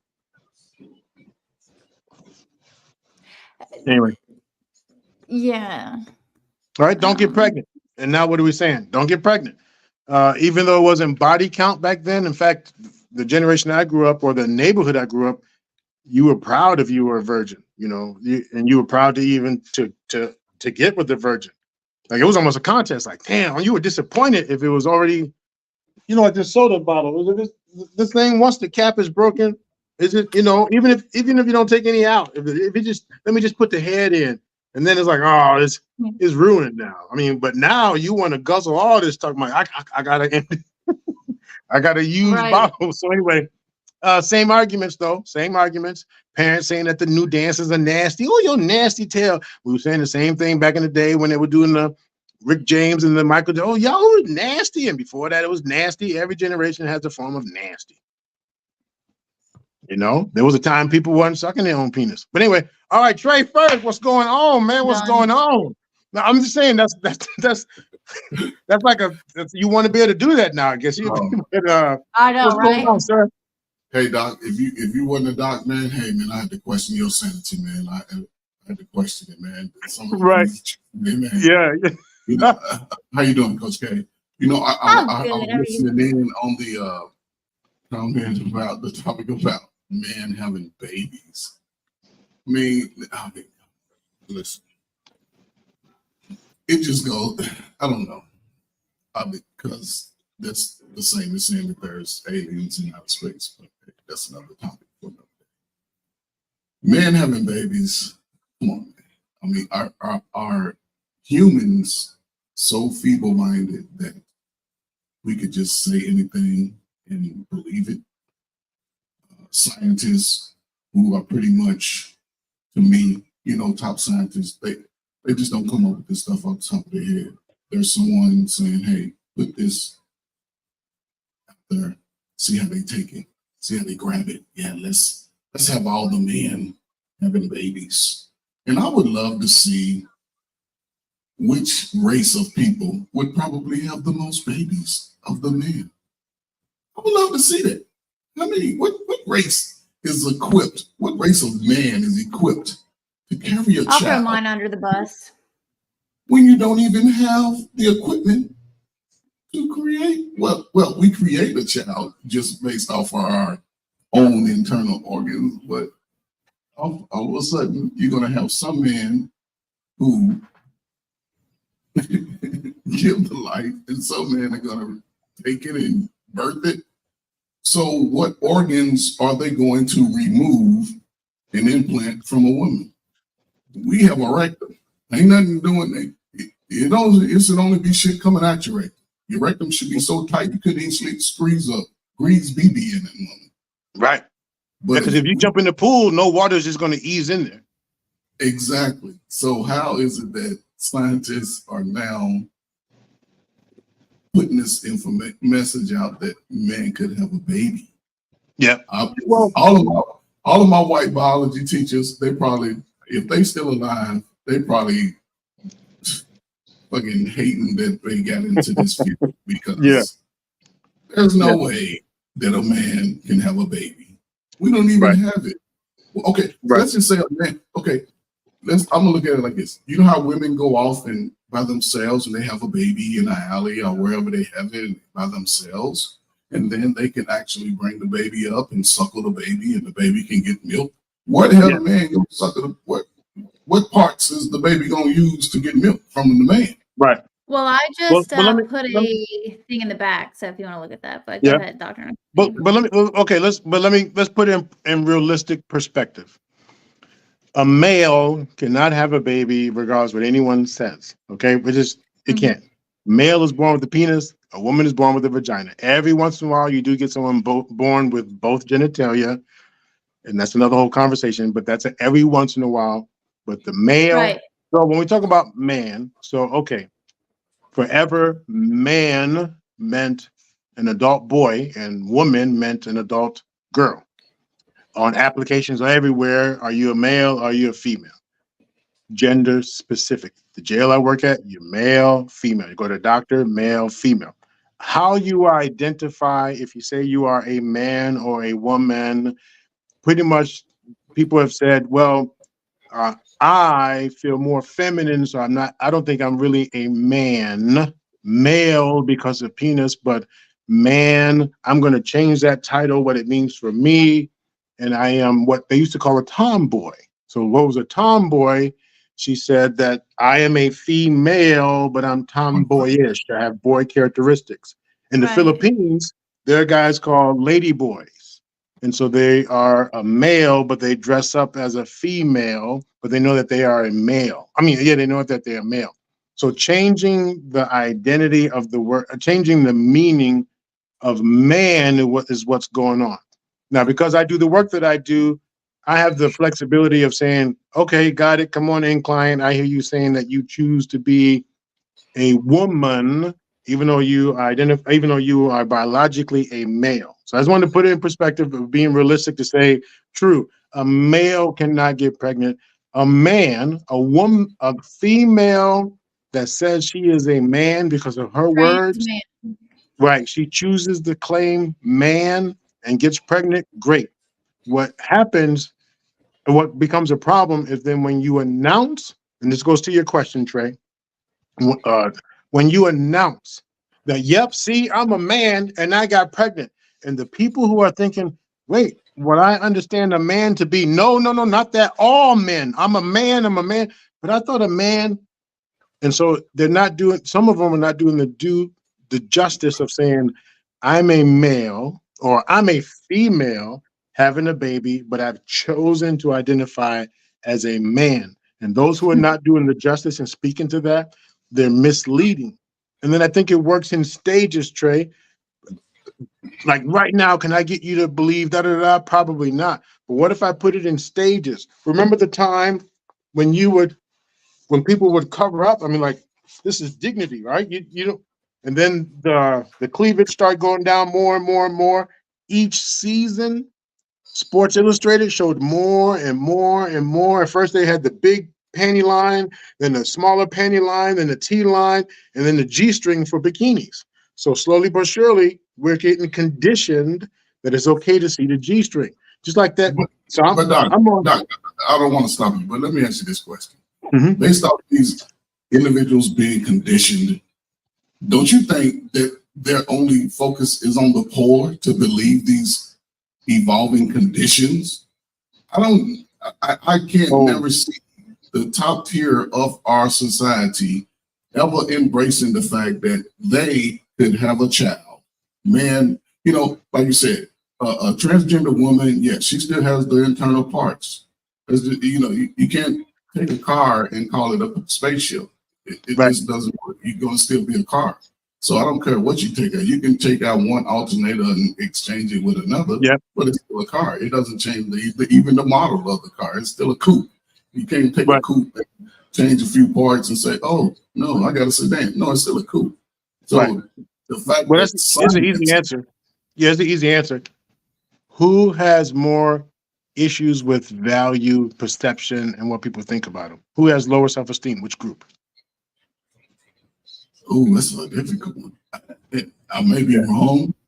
Mm-hmm. And the perception, what people think about them, I would say women, because they do everything to look different. Right. They don't. And so, and that's who I target. And that's who I would target. Christmas ads, advertisement. I would target that group to say, are you really happy the way you are? And I want to introduce the idea that you can be someone else. So the poor who look at we, and then you show me some TV shows, and I'm like, I want to be like that. I want to be like, so you could take a certain group who has low value, low self-esteem, and introduce this introduce this what could be, what if you had, what if, and then insurance. That's the big battle with insurance. Why won't you pay for the operations? It used to be what's called cosmetic surgery, and only those who had the money could do it. The big argument was, but the poor, those who don't have resources, what about them? Because those are the ones being influenced that you can be, you should be, oh, you don't have the resources. No, legislator, let's make sure they get the resources. And then boom, you continue to pump. But that continues to feed into the field mind and keep people poor beyond, you know, I heard Coach K say something about the mind. You know, if you took all the people on earth, you could probably get over 250 million different answers to one question. Right. Yeah. You know, not everybody using it. So I don't know. I actually disagree. Go ahead. I'm sorry. I think, I'll be really quick. I think that the people, and this is anecdotal, you know, the people in academia and the people that have the PhDs and have the resources, the politicians, people like that who have the funds are the ones pushing this the most. Now, I think they are trying to influence the poor in the sense, like you said, Dr. Nakambi, that's a fact. And then also making it more accessible to them, and also like pushing it in schools. Like, you know, if you're in a public school, you can put whatever you want, because in a private school, they get to, you know, which is obviously going to be the higher, you know, a higher economic status, you know. But from what I've seen, I think that this is more, especially now, it might change, but with those who actually are able to access the doctors and to maybe even do like the blockers and like things like that, I think it's a higher echelon of people, but I think it will change. That's just my opinion, though. Mm-hmm. I mean, well, let me add one more perspective real quick, because we have a debate here in the chat, and I just want to catch that and tie it into what you're asking, Trey.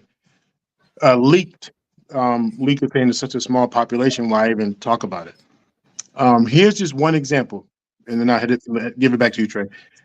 if you think about in the 1960s when the civil rights stuff was going on, black people, now they were joined with white people. Black people were getting beat, but there was no message about it. But if you look at the entire U.S., the black people getting beat, what would you say that percentage was? According to the entire U.S., that was a small percentage. The second they got it on the news, the second the Selma March was on the camera, and people saw across the states and the globe, boom, there was a mass change. Now, overall, has anything changed? That's a different conversation. How that relates to this, you can have a very small percentage of people who are actually having the gender conversation, the gender challenges, and so on and so on. But because we have social media, or whatever format you want to call it, it's now able to spread, and you can take a small group of people, number of people, and now make it to this global concern.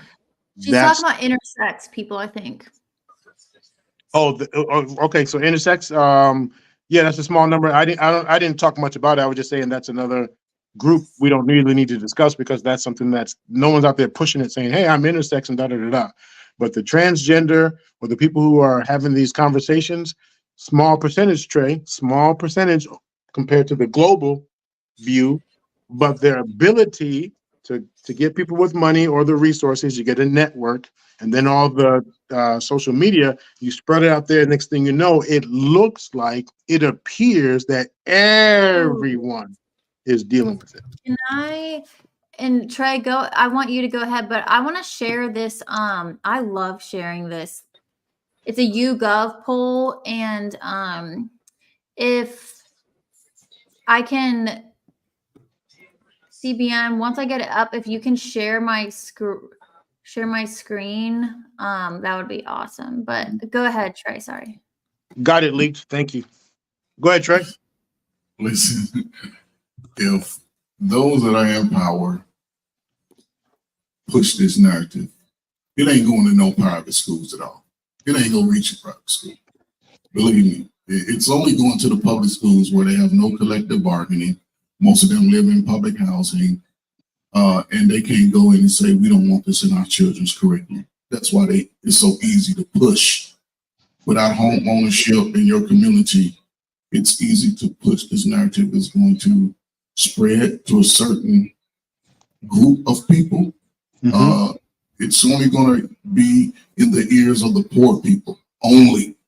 Another way to take our future into dismal behavior, psychotic, not even gonna say psychotic, it's deviant behavior. That's all it is. It's going to increase health, lack of treatment, because nobody's going to be equipped to treat a man having a baby. It can never be done.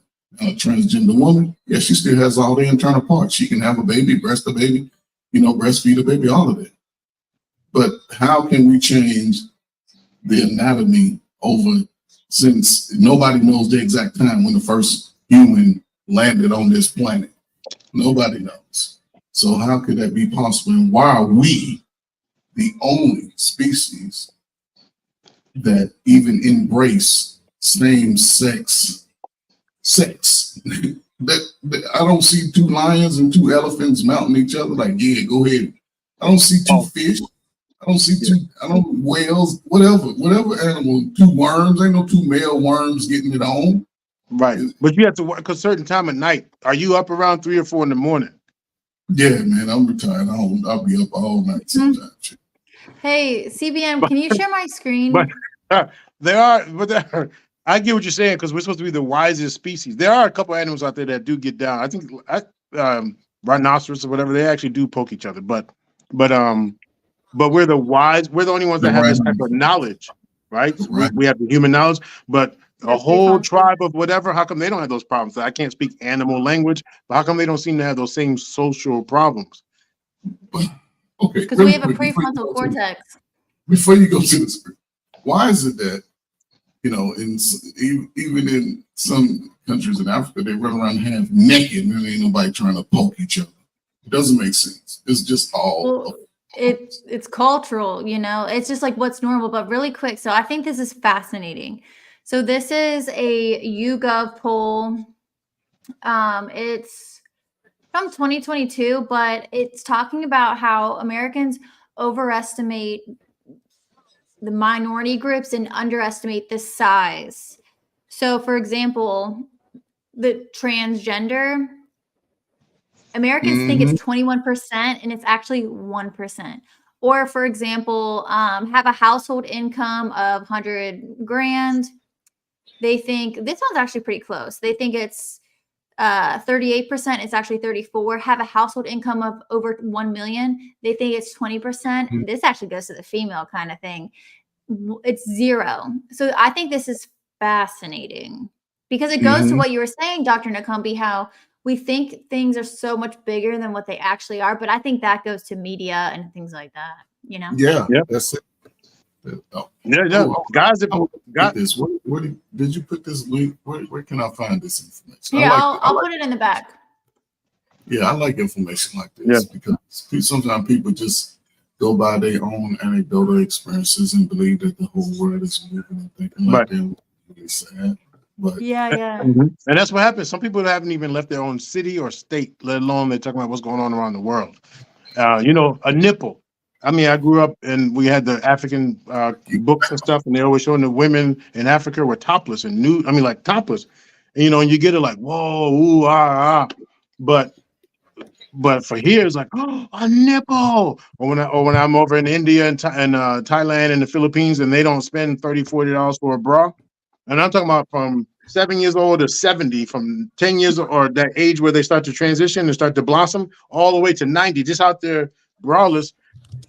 People are like, but let a foreigner, let an American go, God, you know, look at that nipple. Oh, and the nipples and the nipples and the nipple. We just lose our mind over a nipple when over there is really meant for breastfeeding. That's kind of like, what is a woman? Go ahead, Trey.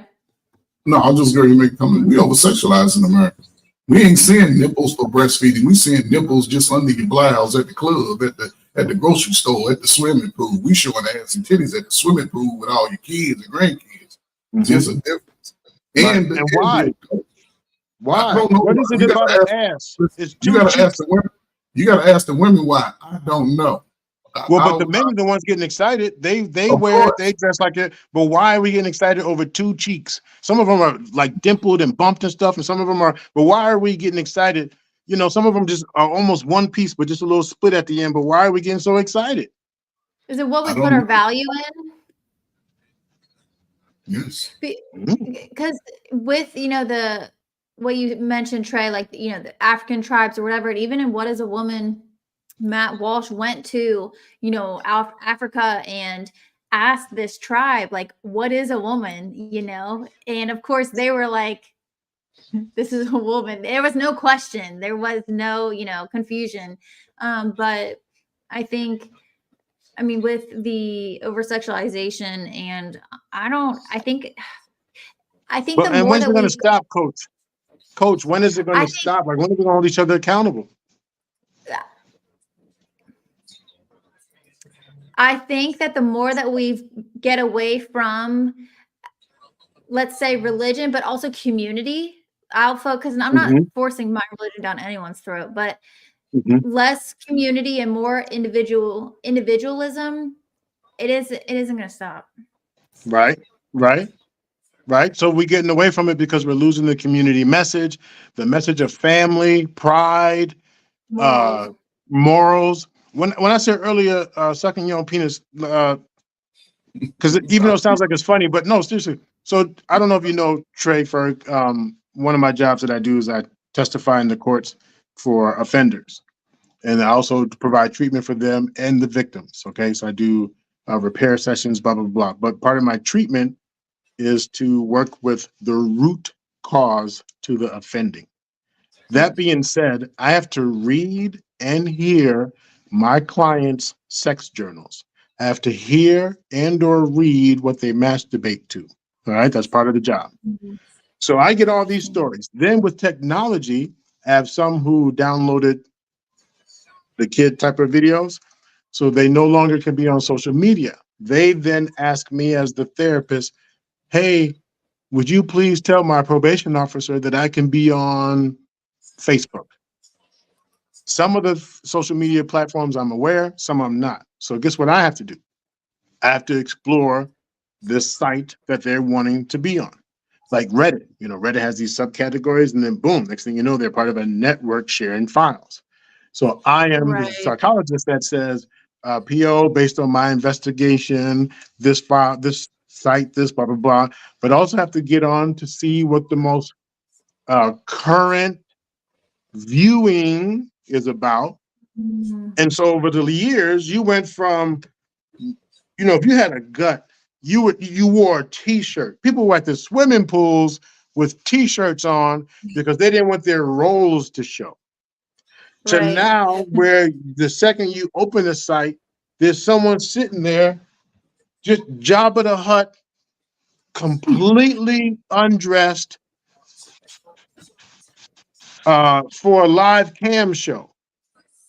A lot, and it's like, how did we get there? Well, systematically, what they start with: stop body shaming, stop body shaming. So we went from skinny is sexy, but now overweight is sexy. You couldn't even say fat. Oh, don't call. Okay, I'm sorry. Big bone. Oh, sorry. The motherfucker's fat. Oh, so now you have to honor and say that everything is sexy, everything is slim, and then the weak-minded. Or let's flip it. And I don't mean like either or, but I'm saying let's go with the masses that say, I'm proud of my body. So proud to the point where now you're on this webcam, anyone can tune in and just rubbing yourself and doing that. I mean, at what point you say, well, if the skinny people do it, then we should be able to do it. I don't care who does it. If you want to do it, you do it. The question is, how did you go from such having such morals and such conviction to being this way to switching to that way because someone said it was okay? So Doc, I have a question for you, just based on what you just said. Do you think the percentage is greater of those people that are poor or affluent that are actually demonstrating this type of behavior? So I would just say, let's give it a number. So do you think there's more people above $50,000 demonstrating this behavior or below $50,000? I say it's below. They don't have the First of all, if you do speak to it, you're the idiot, you're the bad person. If I went into the poor community right now, as long as I'm giving out gifts and free watches and free this and free that, I'm popular and I'm good to go. The second I say, whoa, what are you doing? Boo, get him out of here because I'm interfering in their precious. I'm tapping into that precious. They don't want to have someone coming down there talking about that's wrong. That's why I was asking Coach K, how do you hold them accountable? So therefore, I'm not doing it. The PTA meetings, what parents are actually going to the meetings? I ain't got time. The school is y'all, the school. So you have the group of parents who won't go. And then you have the group of parents who could go, but they weren't informed until the day of, and they didn't make it a priority. So guess what? We just signed off on this new because they don't have the representation. The other end of the 50 grand and up, they make it to the schools. They make it a priority. They are voting. They are participating. So it is the lower end of the 50K that's being impacted much more than the other end. And you know what's really crazy? Those on the upper end, some of them see that stuff and they think it's cool. They didn't even want to adopt it. I mean, you may need kids that make over on the upper end, and all of a sudden they want to rap about hibbity hop. What the hell are you doing? It's cool to be idiot. We're in a fucking shithole, America. It's gonna get worse as we get older. You know, I have sons that are commitment. I mean, but there's ways to hold each other accountable if you're willing, though. I was just talking to Mr. He said. Mr. He said was listening to somebody, Ricky on Ricky Williams here. Yeah, he was here either Friday or one of the shows. We said, stop. Why are you? And I get the entertainment piece of it, but when we go past entertainment, like when we say it like it's scripture and we cement it, that's the problem. How many times are we holding each other accountable, or do we just flow with the entertainment? And then next thing you know, someone's watching. Mr. Heath showed this picture of a funnel going into the brain, just feeding sludge, and people just eat it up. not even realizing, damn, I used to go to bed at 11. Now I'm going to bed at 1. Now I'm going to bed at 3. I used to watch 2 shows, and now I'm watching 4 shows, and now I'm just on always, watching, consuming. Back to your question.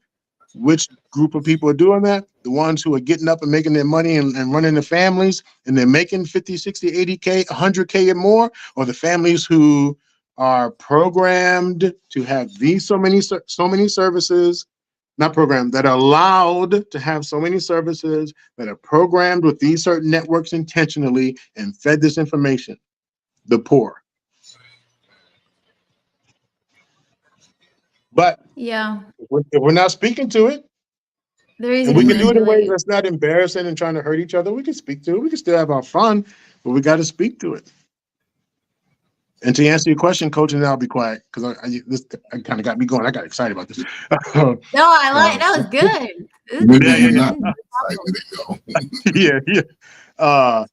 There are ways of holding people accountable, but also understand if we're tapping into their precious. And what I mean by precious, let's say this is a can of pizza or whatever pizza. When you talk to me, when I eat pizza, it increases my dopamine. I feel good. When I have problems, eat pizza, increase my dopamine, feels good.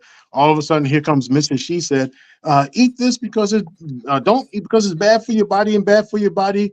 And then, of course, the counter to that is, who the hell is she telling, man, you better eat that shit because I want to feel good, the dopamine rush, so I stick with the pizza.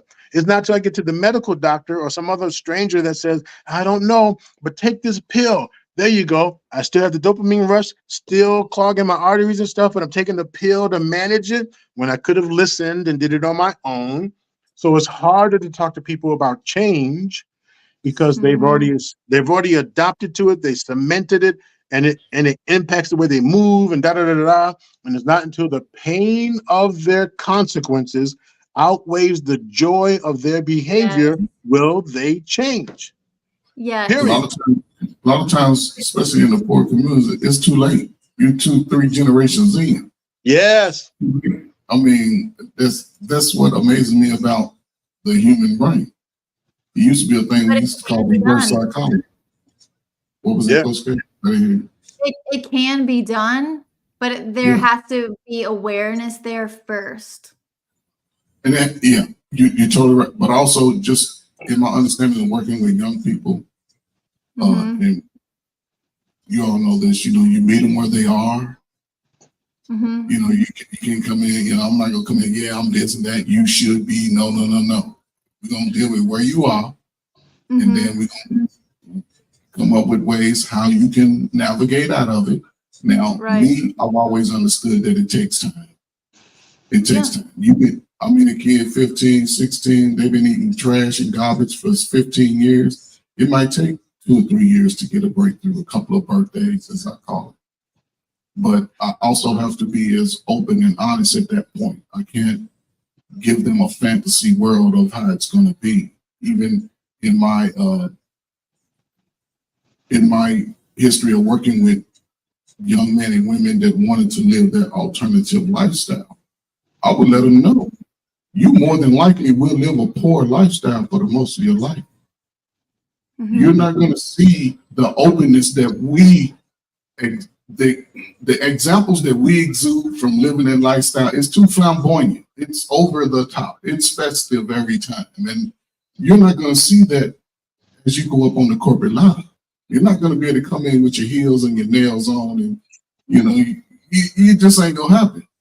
Now, especially for men. Now, for women, you could get there because now they're trying to push this type of behavior to the masses and say, look, you can be this and still make it.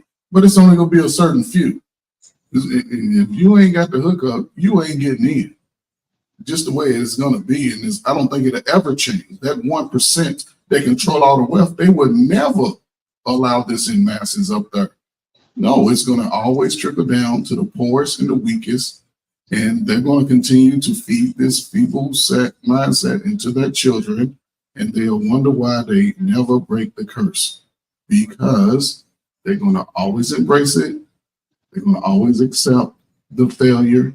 And that's all it takes is one person in that generational line to just say, I want something different.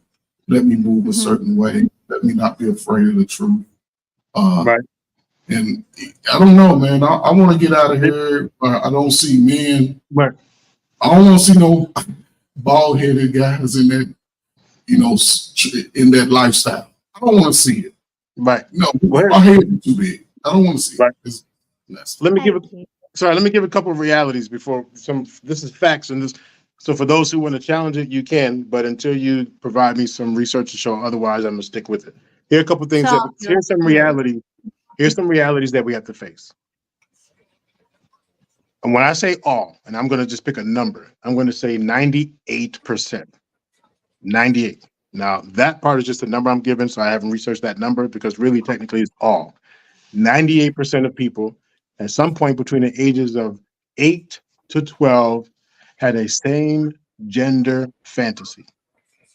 Between the ages of 8 and 12, some boy humped the floor, dry humped the floor. You could pretend that he didn't. Every male has humped the floor. Every female sat on a dryer or a washing machine. Okay. Now, maybe not literally a washer and dryer machine, but my point is everyone has touched themselves. Everyone Okay. has seen at some point the same gender and thought, whoa, what is that? And if you really think about it, some started when they were with their parents taking the same family shower, same family bath, same rubber ducky tub with my brothers and sisters. So everyone who experienced that is where the early activation started. So I want to call cap on the stuff when we talking about, yeah, when they got 18, 20, I'll never pick a dick. I'll never pick a dick. You got me? Stop, stop, stop.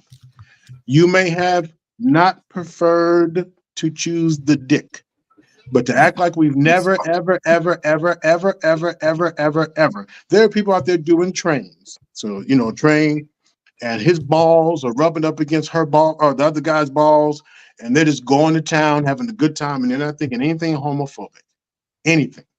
And the fact they have so much fun. There's some people, not everyone. There's some out there where the person can provide, and I'm gonna try and keep it clean for the YouTube. They provide 2 bottles in the same mouth, and while the 2 bottles are in the same mouth, they're doing this, and it's called sword play and all that. And I would never, never, never, never. You might not, but there's another group out there that gets into the fantasy.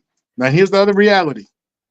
Your first experience will be your always experience. Your first time riding a bike, if you never ever ride a bike again for 30 years, the reason you can get on it and instantly ride it again is because of the first experience. Your first Right. experience of love is what your love will be for the rest of your life. And the first experience of love is not when you finally broke your virginity. Your first experience of love was probably like this. Oochie-coochie-coo. I love you. I love you. You think you, baby. I love you. I love you. And the baby said in return, I love you too. And if you think about it, for the rest of our lives, we've been saying I love you, but we don't even know what the hell it means. But we've been Yeah. saying I love you. Parents have been putting conditions on kids. Hey, where are you going? 3-year-old was going to bed. Now, what 3-year-old was going to bed? Oh, damn. Almost forgot to say I love you. Come on, that's Yep. bull. But it's the parents' conditioning. It's the parents' weakness that tell me you love me. Tell me I'm somebody important. Tell me. Dropping them off at the mall. Hey, okay, for real? That's what we're doing? So your friends are more important. Dad, you're embarrassing me. Really, I don't get no love? That is a condition. And then we take that into our adult relationships. We can talk all the shit we want. You take that condition into your adult relationship, and now we say stuff like, well, you didn't tell me you loved me first. Well, I didn't think you loved me because you didn't say, if you don't love me, and I didn't say it either. What the fuck? Is the competition? If you feel love, you feel love. I'm going to land here in a second. Mr. He said to see you up here. Welcome. I'm going to land here in a second. So we've taken these conditions, and if your first love was violated, if you experience betrayal and a sense of not good enough, also known as inadequacy, then you will grow on that pillar of nothing is ever, ever, ever enough. We put it into these recent things, but it goes by your first love. Now, you don't have to believe in psychology, but I'm trying to tell you how the clinical side of it works. And if you witnessed, even if not in your home, I've given this example many times, even if you witness anything that felt like neglect or abandonment, that's what you grow on. You can have two perfect parents, but if the mama worked and the daddy worked, and Dad, can you stay home from work? I can't, son, I got to go to work. That's one version. What if the other version is get the fuck out of here? When he leaves, in the subconscious mind, I have a sense of neglect and abandonment. Mom, will you stay home for 1 hour? And when she says, I can't, and the kid says, well, please, why do you work so much? I have to feed you. I'd rather starve just to have you for 1 hour. And when she leaves, is in the back of that kid's brain, abandonment, neglect, betrayal, my number one nurturer. And then we talk about all this stuff. How can this man do this to his woman? How can this man? Because that man is thinking, fuck you. My own mama did it to me. That's why he's able to do that when he's 20, 30, and 40. And then the other thing is not good enough. So he grows up and he's doing what Mr. He said, talks about, stop all this waffling, stop all this, it depends, it depends. Well, for that kid, it does depend, because if I say the wrong thing, my fucking mama may not come back. I say the wrong thing, my daddy will just leave. And in fact, you know what? Why should I stay for my kid? What one man won't do, another man will, because he's going to want to fuck your little coochie. So he's going to come around and pretend that he wants to be with you. So I just want to name those realities in addition to the good stuff we're talking. Mr. He said, welcome, welcome, welcome. Good evening, sir. How are you? Can I add really quick? Think of it as your software. If that is what you started with, it is like opening a computer and that's the software it's running on, and that's the software it's going to have for the rest of the use, whatever. Same. And you thing. can add whatever Imagine programs and apps. Yes. But it's the it's that software. So Okay, based go on ahead, what Mr. Oh, hold on, How y'all I'm doing? listening. Thank y'all for having me. What's up going on, everybody? Hey, Trey first. What's up, Hey, bro? How Doc. you Hey, doing? Coach. Great conversation. What's going on? What's going on? Trey, 30 seconds. Go ahead. 30 seconds. Go ahead. Based on what both of y'all said, this is the state of mind where we are today with our youngest and most viable adults that should be building these type of relationships. They've been hurt at some point in their lives, and this is where they are growing up at. This is where they are. This is where the dating game is. Everybody speaks of anecdotal experiences where they've been hurt. I don't care what age it was, and this is where they've been for the last 30 years, 20 years, 10, 15, but they still live that same deviant behavior lifestyle. But I'm so hurt. So it's everybody's fault. It's, one man hurt me, one woman hurt me, all women ain't shit, all men ain't shit. And that's scary for our future, because now they can always slide these, man, you can have a baby. You don't need this woman. Woman, you can transgender and you don't need this man. Right. So we going to hell with gasoline draws on and we don't find a way to fix it. Right. But you don't have to subscribe to it. I don't. You got to talk to not you. Yeah. No, not you. Our listeners and our believers, your trauma is not who you are. You experience it. And when I say you grow on that pillar, it is going to take, and I'm going to turn the floor over to Mr. He said, but the tribe, the Harris tribe has spoken to this. Others have, but I know what they say. It is going to take consciousness. It is going to take awareness. It's going to take a commitment, some motivation, and some courage to not submit to that old narrative. You're not shit, you're not going to be shit. And you're probably living that way. But once you realize you can break away from that narrative and be someone different, once you add that awareness, you can break away from it and no longer subscribe to the foolery. Mr. He said, what do you bring to the table, sir? This is all good stuff. I think I wouldn't disagree with you guys. I'm with Leak. I would say it's more hardware than software, but yeah. I've seen computers, been taken back to day one. They have like a reset program. I don't know technology. And also like rebooting. You know what I mean? You can actually reboot a computer. You can program new hardware into it, and I think that's what we've been talking about for 3 years. We may word it uniquely, and we may say that reboot is a husband, is a family, is structure, is discipline. But you got to be willing. You got to see that, you know, the hardware that was uploaded into your computer is not having it function at its highest capacity. And you got to be willing and humble enough to get out your own way and be, you know, willing to reboot. So I wouldn't disagree with anything you guys are saying up here at this particular time. I had 2 questions in the chat. One was, who do you guys think is going to win the Super Bowl? That was more lighthearted, of course. The second one was a little more serious. It was, do you think that, I can't remember how I worded it. Do you guys think that there are a lot more socio and psychopaths walking around than the public may admit to? And I used your stats that you just put up, Doc, because if they're not aware of reality, especially with all the technology and the resources that we have to know these stats, to know that people's perception is way off from what reality actually is, we have a lot of people walking around that's disconnected from reality, which again further makes me think, with all of the insensitivity, with all of the selfishness, with the grandiose thinking, with the lying, the killing, the cheating, the leading, we got a bunch of psychopaths, sociopaths walking around. We might not want to admit it, but that's what it is. What you guys think? Yeah, I will go first because I know Dr. Nakumbi is going to have a lot. He'll have a lot of. He'll have an in-depth answer, especially from a clinical perspective. I would say most likely, especially because I think a lot of these. How would we describe them? Are these disorders, I guess, or I don't know.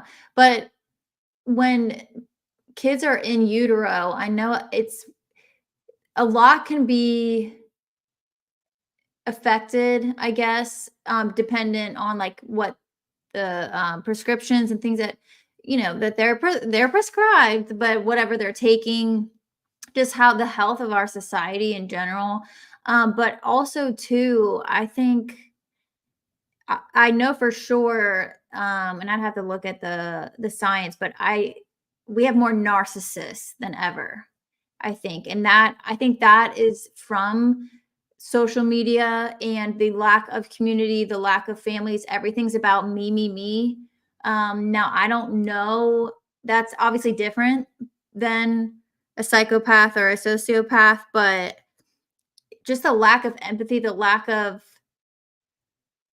I don't know. I think that goes into it too, but I don't know in terms of like the actual, like they're diagnosed this. So I'll pass it to Dr. Nakumbi. Thanks. Excellent question. Thank you, Coach. You did great. I appreciate that. I did good. Yes, absolutely. Yes. You always do good. Yes. There's always just different perspectives. That's all. You did good. Yeah, for sure. Mr. He said it was an excellent question.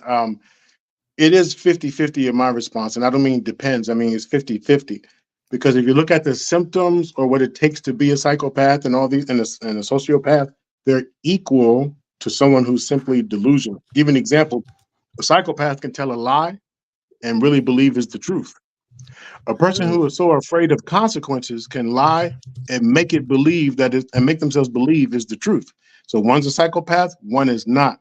One has no empathy and doesn't give it, like they can't even fathom. They don't even know what it was to have empathy because of the brain disorder. And if we go back to what T was talking about earlier, who's to determine if it's a true disorder? But according to the American standards and the American health, whatever, if you don't match or qualify for these standards, then it is a disorder and you have no ability to recognize empathy. Then there's the other one that's not a psychopath and they didn't understand what empathy is. Give you an example. When I said I grew up in New York in the Bronx, I was in the Bronx and I watched this gang fight, and I was just talking to this guy minutes earlier, and to see him standing laying down bleeding, and I'm looking at him like, wow. And I wasn't into I was just, for whatever reason, the shock value of death. The idea of, I was just talking to this guy like he's laying on the ground, but I'm coming from an abused child and trauma in the brain. So empathy to me is different. Does it mean I'm a psychopath? I have to match the other qualifications to make me a true psychopath, sociopath. If I don't meet the other qualifications, then I just haven't. But once I learn, oh man, do you know you could have done that differently? You could have done that differently. Because when we get into fight or flight, there's some things I don't care about if I should have thought about that person. Didn't you see that? Oh, I don't care. So what happened to the empathy? That was by choice. That doesn't mean they're psychopathic. So it's 50-50. However, with all the knowledge and all the opportunities that we have before us to change our behaviors, to invite ourselves to learn how to be more empathetic, to have more compassion, and I refuse, then guess what? I might as well be a psychopath because I'm engaging in behaviors with intent. I'm not making efforts to change because I'm too lazy. I'm too afraid. I'm too comfortable with the way that I am, so I won't change. So I may not be clinically psychopath, but I'm just as dangerous or messed up in the head, and I cause just as many problems to our society. Thank you, guys. Thank you for that. Who do you guys think is going to win the Super Bowl? Whoever I'm starting to think these are rigged. Yeah. There's the underdog factor. So go with Mahomes. If you go with the underdog factor, I want to go with Mahomes. 49ers got robbed, whatever, right? A couple years ago. Did they win it? No, they lost. Did it? Was it against the Rams a couple years ago? I don't think San Francisco's been to the Super Bowl before. Yeah, I thought they were they supposed to go? Not supposed to. Were they? A couple years ago, I think. Or maybe they didn't make it to playoffs. Or maybe they didn't win. So anyway, my answer is Chiefs are going to win the Super Bowl. Shout out to Alexis from Texas. But don't be surprised if there's some foolery and that the 49ers get it because it's the moneymaker in Vegas. Okay. Coach? And who? What do you think? Yeah. Who's it on? You, Coach? Coach, who do you think? Oh, I don't know. I don't really follow NFL, but I hope I'm gonna be bad. I don't like Taylor Swift and I don't like Travis Kelce, so I hope the I'm petty. I hope the 49ers win. But and isn't their QB? Isn't he? Is he a rookie or? I couldn't say for sure. I'm not a particular football fan or sports fan recently. Really? Just because of the quality and like you alluded to earlier, Coach, I think it's kind of rigged with sports betting, with Taylor Swift. Yes. Between all of that, something is gonna happen. I think Kansas City is gonna win because it's an opportunity to boost revenue for the NFL in regards to Taylor Swift. My daughter says she thinks Travis Kelce may propose to her just for a little more of a factor. I could see that. It's something to watch. Before I leave y'all, let me bring it back serious before I leave. I was alluding to our particular behavior when I was talking about sociopath and psychopath. What about the behavior that we accept and we promote and kind of perpetuate? And when I say that, I think particularly about music, because I grew up in Bed-Stuy. So sociopaths, psychopaths, like right next door. Like they can delete somebody, walk with you to the store, get a cheeseburger, eat the cheeseburger like nothing happened. Like in like their nightlife, when you leave them, the stories they tell you in the morning, it's like, holy, how do you sleep? But again, this is Brooklyn Bed-Stuy. This is a way of life. So, I grow up and now I see music. I see the type of music that they make, the drill music, the gang associated music, where it's like deletions going on, it's scamming and jamming and all of these things. But I think about the people who surround them, the people that are in the videos, the people that are at the clubs, the people that are in their family that celebrate this behavior, accept this behavior. How sensitive are they to the realities that are happening in the world and how these behaviors can, affect us mentally? Yeah. I'll jump in, Coach, and then you can. Yeah, no, When, you go for it. Good question. So music has always been an art. You already, I mean, you know you know what music is about, but is a tool to express emotions, tell stories. Is an opportunity to tell your story. Depending where you live, the environment you're in, you are going to tell that story. The format you do it in, you know, opera all the way to rap, whatever. You use this particular format to express your story. But some of the story is not your reality. And so we have people who are fully engaged in the visionary world. And a person who talks about shoot 'em up, bang, bang, that person, well, I mean, what could we take away if their world is really not that? What can we take away from a shoot 'em up, bang, bang? Guns. And with guns, I perceive that I have power. And if I'm ever bullied, I perceive that no one's going to mess with me. So the imaginary and visionary artist is going to provide this material based on their visionary fantasy world. That's why you hear about these so-called gangsters and so-called this, but then you put them in a real environment, they shit themselves. You take some of them same people and drop them off in the jungle of the Congo and say, good luck, we'll be back in 2 weeks. And none of them will be there to get picked up because they wouldn't survive.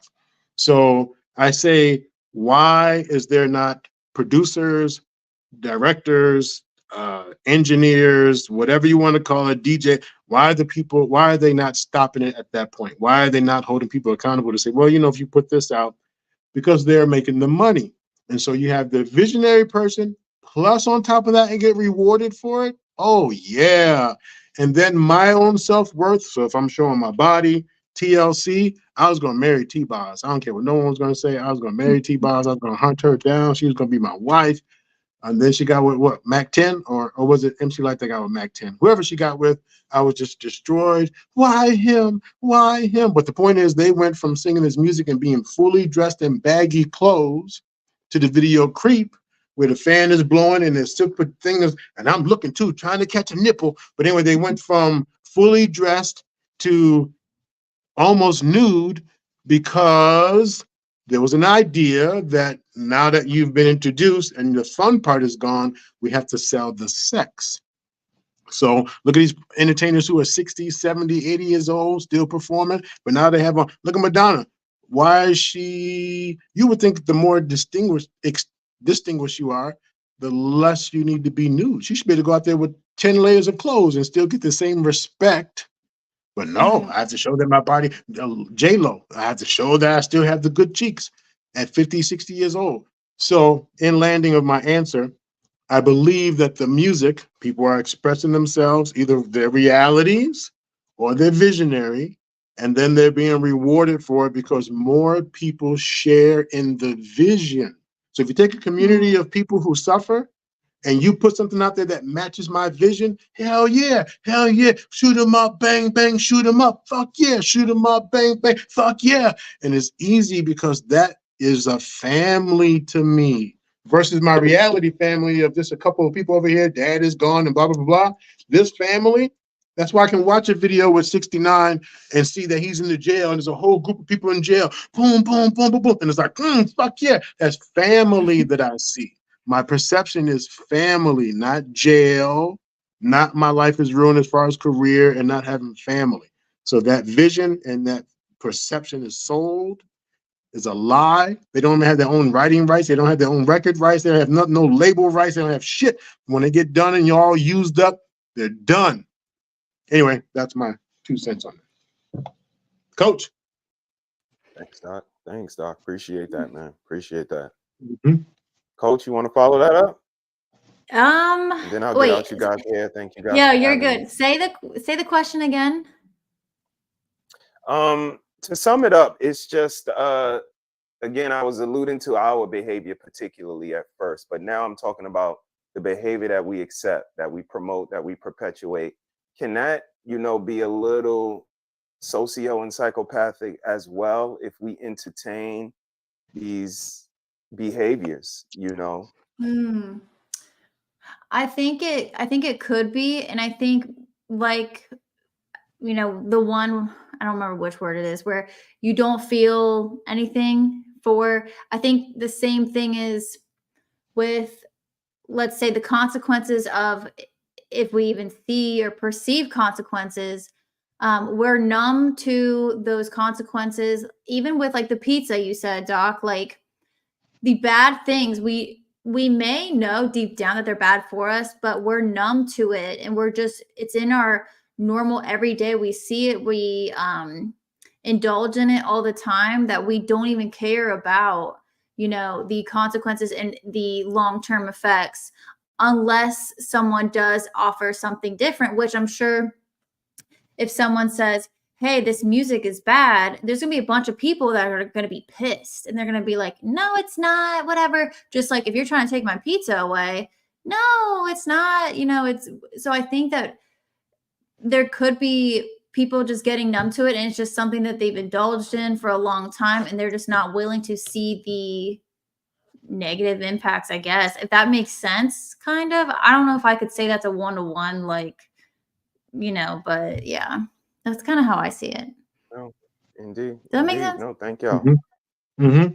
Great Yeah, one more question, Appreciate the piece. though. feedback. No, I know it's you know, cynical thought, coach, and you know, just my one-off, but you know, I'm just looking at, you know, society, current events. You know, we used to do current events in school. You always got to bring in a newspaper clipping or something. Yeah, that's I going remember on right that. now. Yeah. So, you know, that kind of sticks with you. And me and the missus this weekend, we both are doing individual shows, but her show is going to be on, I believe, the young boy that was a school shooter. He deleted some people, and now his mom is going to be charged with manslaughter, 4 counts of manslaughter. She's been found guilty. She's going to be sentenced. But this is the first case in America that the parent is going to be charged for the kid's behavior. And this is what we've been speaking to for 2 years. We did not want it to get here, but forget deleting people in the school. What if you were charged for all of your child's behavior? The robbery, the cantankerousness, the truancy. Now we're going to start to get better parents, because you don't want to be fined or held, you know, Right. liable for your child, but that is your child. Who else is going to do that? And Right. in my show is on, you know, the man I know that all women want. It might be shocking to hear it when I say it, but it's Ghost from Power. Every woman wants Ghost from Power. They want this CEO, top mogul, the top tier guy, but also this super tough guy with all this bravado that will delete you over her. And, you know, they're not willing to admit it, but I am. And just these things, if you're going to get a man like Ghost, a scammer, because if you ask a woman if she wants a 9-to-5 or a scammer, they pick the scammer, these modern women nowadays. Yeah. So Yeah. to entertain a man like that, guess what kind of woman you have to be? The type of woman on Power. A woman that's willing to delete, that's willing to manipulate, that's willing to Right. motivate their sons to take out their fathers. And this is what you want. I'm, you know, heavy in these streets as far as gathering the information. I see the young girls say they don't want the older men. So there is no 21-year-old millionaires. There is no 30-year-old guys that are financially astute. So who do you want? You want Ghosts. I hate to break it to you. You know what's So, interesting? you know, again, I'm putting those 2 shows together, and it just see Those sound the good. temperature of people that we have nowadays. The mothers that have sons deleting schools, and they're unaware, they're unresponsive, they're not nurturing, they're, you know, very hands off. And then we have the women that want the worst of men, and then wonder why we all are seeing the world burn, like the Joker said. It's because of what we promote, we accept, we perpetuate, and it's a little socio and psychopathic, in my opinion. Yeah. And the idea that we kind of glamorize some of it. And I'll just add this one last thing. And I think this is something we can expound on at another time. But I was on, Fatty had a show about keeping, like, it was a lady show about if they can keep a man or something, get and keep a man. And I asked the question, ladies, think of the man that you want. What does he want? So, and I said, you could even, oh yeah, I saw you guys. If you could even ask, you know, it doesn't have to be a dream, like, you know, fantastical, like, type of thing. Even the job, you know, we even think about our ideal client. What do they want? What are they looking for? You know, you kind of put yourself, no one could answer. And I thought that was fascinating that people have not considered what they want. What does that person want? Or again, what does that job want? What are they looking for? You know, it was really interesting. So that's always that something we was talk a about. great question, Coach. And I watched the rabbit hole, you know, open up, and it started out as your dream guy.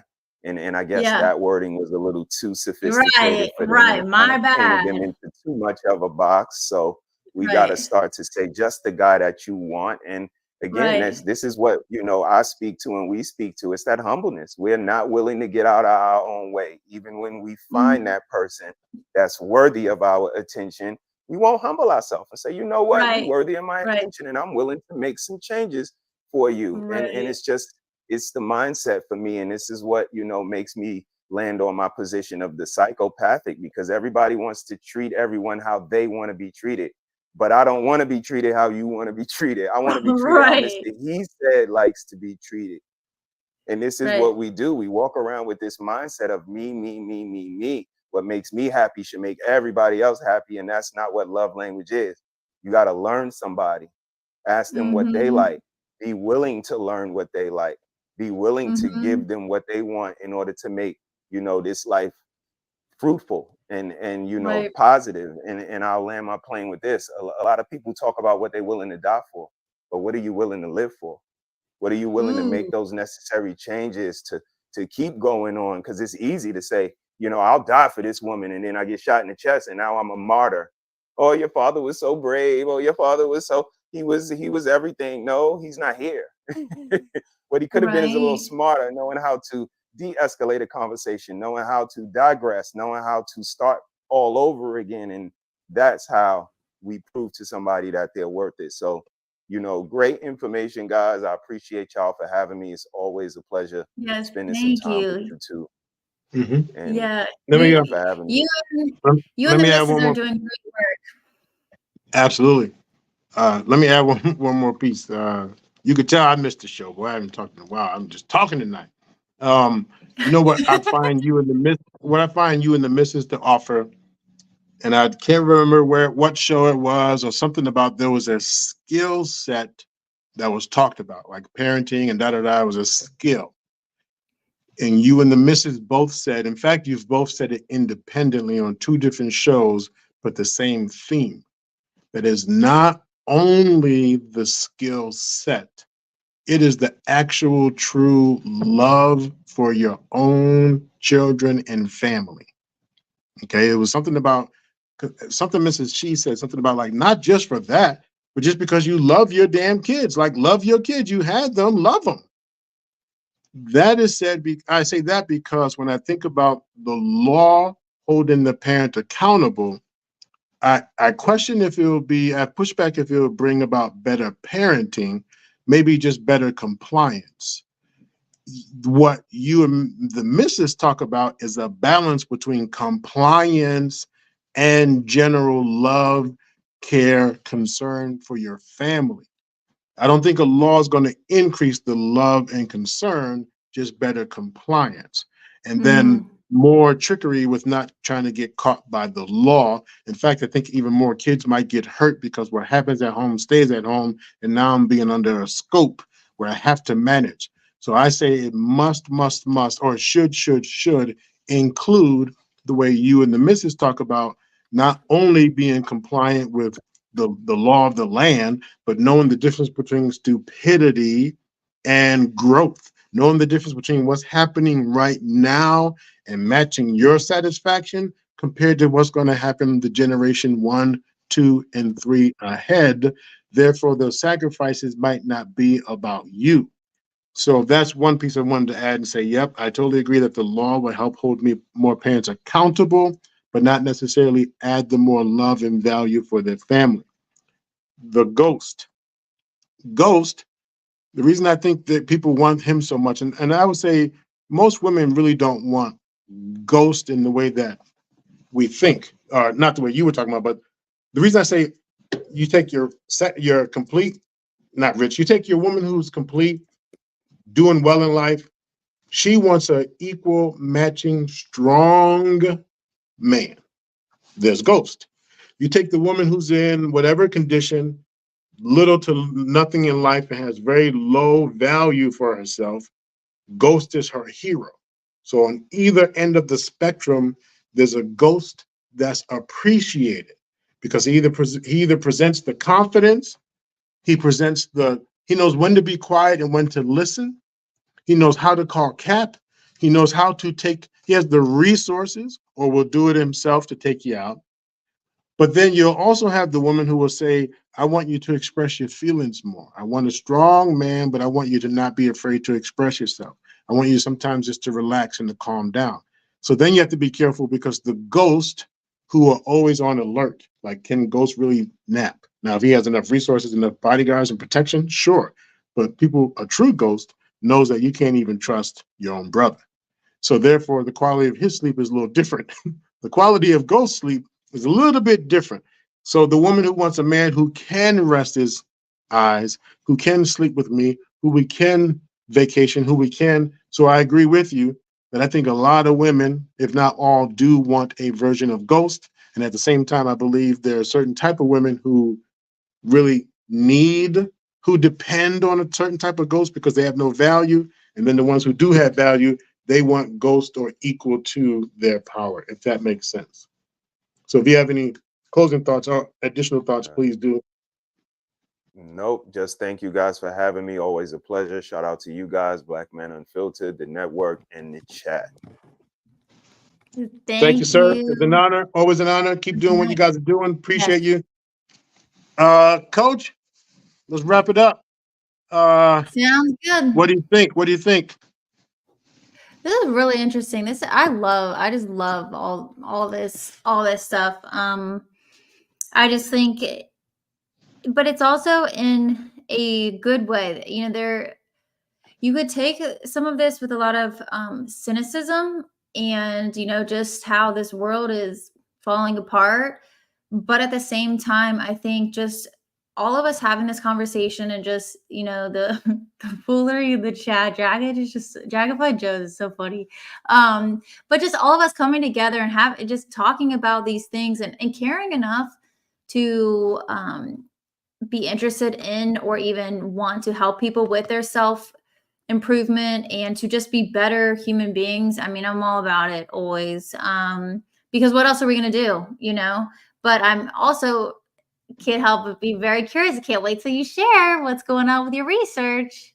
Oh, yeah. When is that going to be?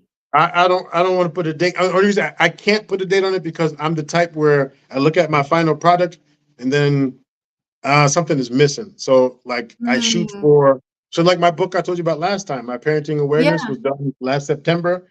And I keep saying, all right, I'm about to launch. Whoa. Wait a second. It is about it because I'll speak on my own topics. And then when I get out there and the feedback that I'm getting from audiences. So then what happens is, I can't add to the book. The manuscript is done. But then the marketing piece about the book is like, ooh, how do I want to market this? Because my marketing was about parenting awareness.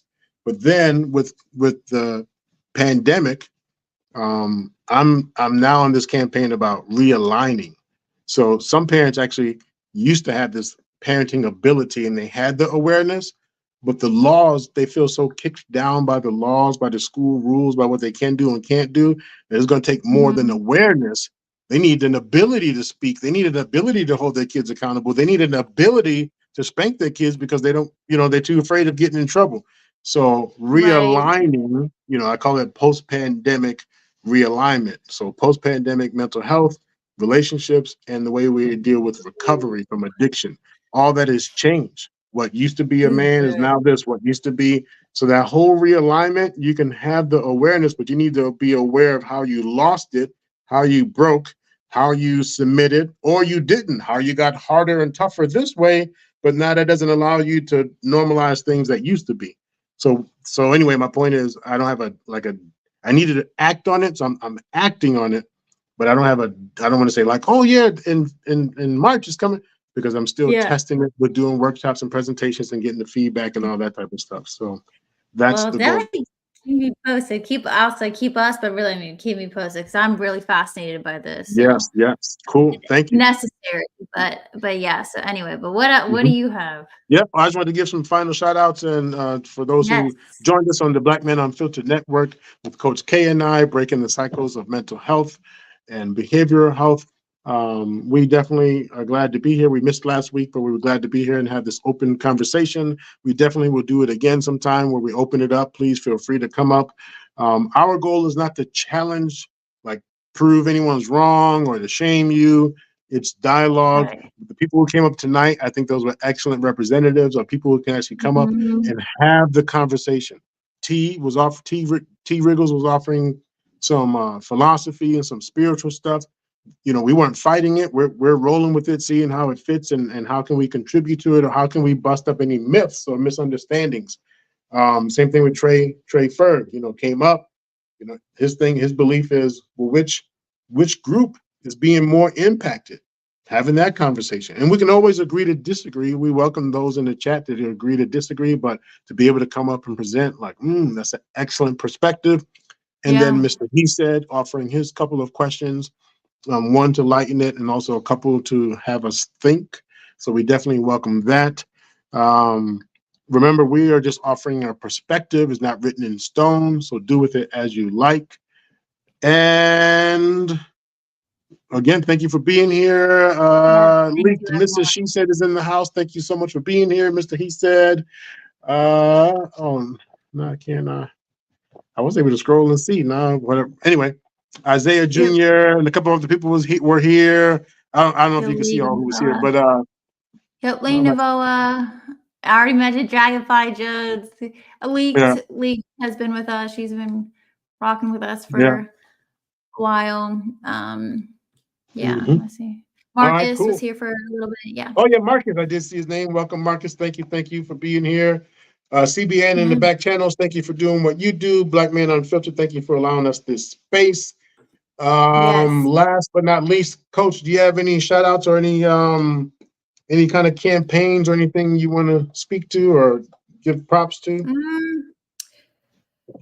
Not necessarily. I am one thing that I'm really starting to kind of dive into, and I know the SEDS talk about this, but the parenting, but also the social media, just from the stats that I'm looking at, and how it has impacted mental health from all classes, all races, genders, whatever, across the countries. Definitely going to be looking into that and just sharing the data, and obviously just especially because it's the youth and that's my population that I work with. So, but yeah, that's it for now. Excellent. Question, but yeah. Speaking of the SEDS, so the conscious parenting, and then I heard them talk about this, and I really like the way they put it out there. They're the kind of the triage. So if you know when you first walk into some of these centers or programs where they say, "Well, how can we serve you? Do you need emergency services? Do you need some education? Do you need a kick in the ass?" So they are providing, you know, those levels, so where you can get that. Pretty much when I think about BMU and the network here, where Mondays, if you listen to our pain. When he's by himself, I mean, RP, I don't know if you ever listen to a show, he gets into some deep topics. And when he's not adding that entertainment stuff, he is like some really good stuff. But I want to invite people, not take my word, check him out on Mondays, what he's talking about. The Soul Brothers or the Miami Vice Group. I don't know if you're familiar. Are you here on Sundays, Coach K, with Mr. Bennett? And I call him 300 Spartan. But I've seen. Grooming and Reviews. Grooming and Reviews. Yeah. Him and Paul Bennett, Mr. Bennett, and they talk about, you know, valuable life stuff and traditions and different cultures, marriage and laws and policies and what it is to be a person, what it is to. So they have like authentic conversations about life and the differences between the different cultures. So definitely check those out. The rest of the network on Wednesdays when Mandrell is running it, him and Shushu or JT and the crew, and when they're running it and having conversations, bringing up some realistic conversations. Those may be a little bit more entertaining than what Coach K and I offer. You know, we want to have more of the Brian Gumble and no, I'm kidding. I don't know what version we are, but anyway, Wednesday will be a little bit more entertaining for you, but Fridays definitely serious topics, but then adding what I call the human element to it, letting your hair down, going to that space where you can close the door and say, "Can I say shit here?" Like, man, please tell it. You know, that safe space for men and women can be there too, but the safe space for men just to chop it up and have all the fun that they want to have. Literally, Lady Grace, ooh, is it Sunday? I'm missing somebody. It's either Saturday or Sunday. Yes, Jenny. Yeah, Sister Jenny. Mrs. Jenny, yes. A little bit more spiritual approach and offering information. And so anyway, if you haven't already, subscribe to the channel, subscribe. Make sure you hit the bell button so you can actually get an alert to when one of the shows are popping up. And if you have been subscribed for a while, please unsubscribe and then subscribe again, because sometimes the algorithms, you might not be getting the alerts because whatever is going on the other side of how it works. So if you've been subscribed for a long time, but you think, man, I don't know if I'm getting all the alerts, unsubscribe, wait a couple of minutes, reboot, subscribe, and then hit the top subscribe for all. And if you haven't been to the SEDS channels, like I said, they offer a variety as well. Fatty, if you like him, I like some of his content. Just depends on what you like. You know, check out the information, but at the same time, know the difference between the entertainment side and true factual information. Know the difference between what you're feeding your soul and feeding your blood with, and knowing how to cut some of that off and manage your life and not be ran by YouTube and all the other social media platforms. Know the difference between a TikTok fun video and a TikTok video that you're taking to be holy in scripture, and that is what you subscribe to. Yep. All right, Coach, I'm gonna be doing more about my research stuff. I usually am on a few of the different platforms. Be doing more of that, of spreading this kind of information about the realignment on the different platforms. So we look forward to where you're going to be. I know you have your own channel, still working on your stuff slowly but surely, and you're here on Thursdays. Any other place where we can find you? Nope. Just here on YouTube, especially. I just, share whatever stuff from here on my channel, but really this is my focus. And then I'm not going to try YouTube too much, but that's about it. And then you. Fabulous. No, like I said, the He Says, I haven't seen him in a while. I haven't been there in a while. I haven't seen the Sunday show in a while. Come on. Sir. Oh, Sir Hale. Yeah. Sir Hale. And then a few of the ladies, some of the Lioness, some of their shows. Mona D, if you haven't heard about her. Also connected to the tribe would be Red Lipstick Vibes. Deep conversations, like deep, she's good. Realistic conversations. So Red Lipstick Vibes, check her channel out. And I don't have the information to type in there, but Red Lipstick Vibes, Mona D. Mona D is more like who's the other female that comes here? I think she's a comedian, really, but she does some serious content here. Take Heed. Jay. And Take Heed. Yes. But Jay, you know who Jay is here? Because she's funny. If you watch her show, she's pretty funny, but also takes on tough topics and has real conversations. J Mac, CBN, what's her, or BMU, what's her, Keeping It Real, something. I apologize. I probably have. I have to look. So anyway, Take Heed. Hank in the Basement. Been to his panel a couple of times. I've been hitting up the different podcast. Scam, I don't know if he's still on Wednesdays or Thursdays. He'll bring up a deep topic every once in a while, have that conversation. So anyway, check them all out, see what you like. And thank you everyone for being here. It's an honor to share this space with you and to share this information with you. Mods, thank you for doing what you do. CBN, BMU, thank you. Coach K, it's always an honor. Peace. Likewise. Have a good night. You too. Fast lane when I pass in the street, bag of money in the passenger seat. Simcoe's been asking for me on the road from the west to the east. Way up, I might never come down, cause the coast racking up the flight miles.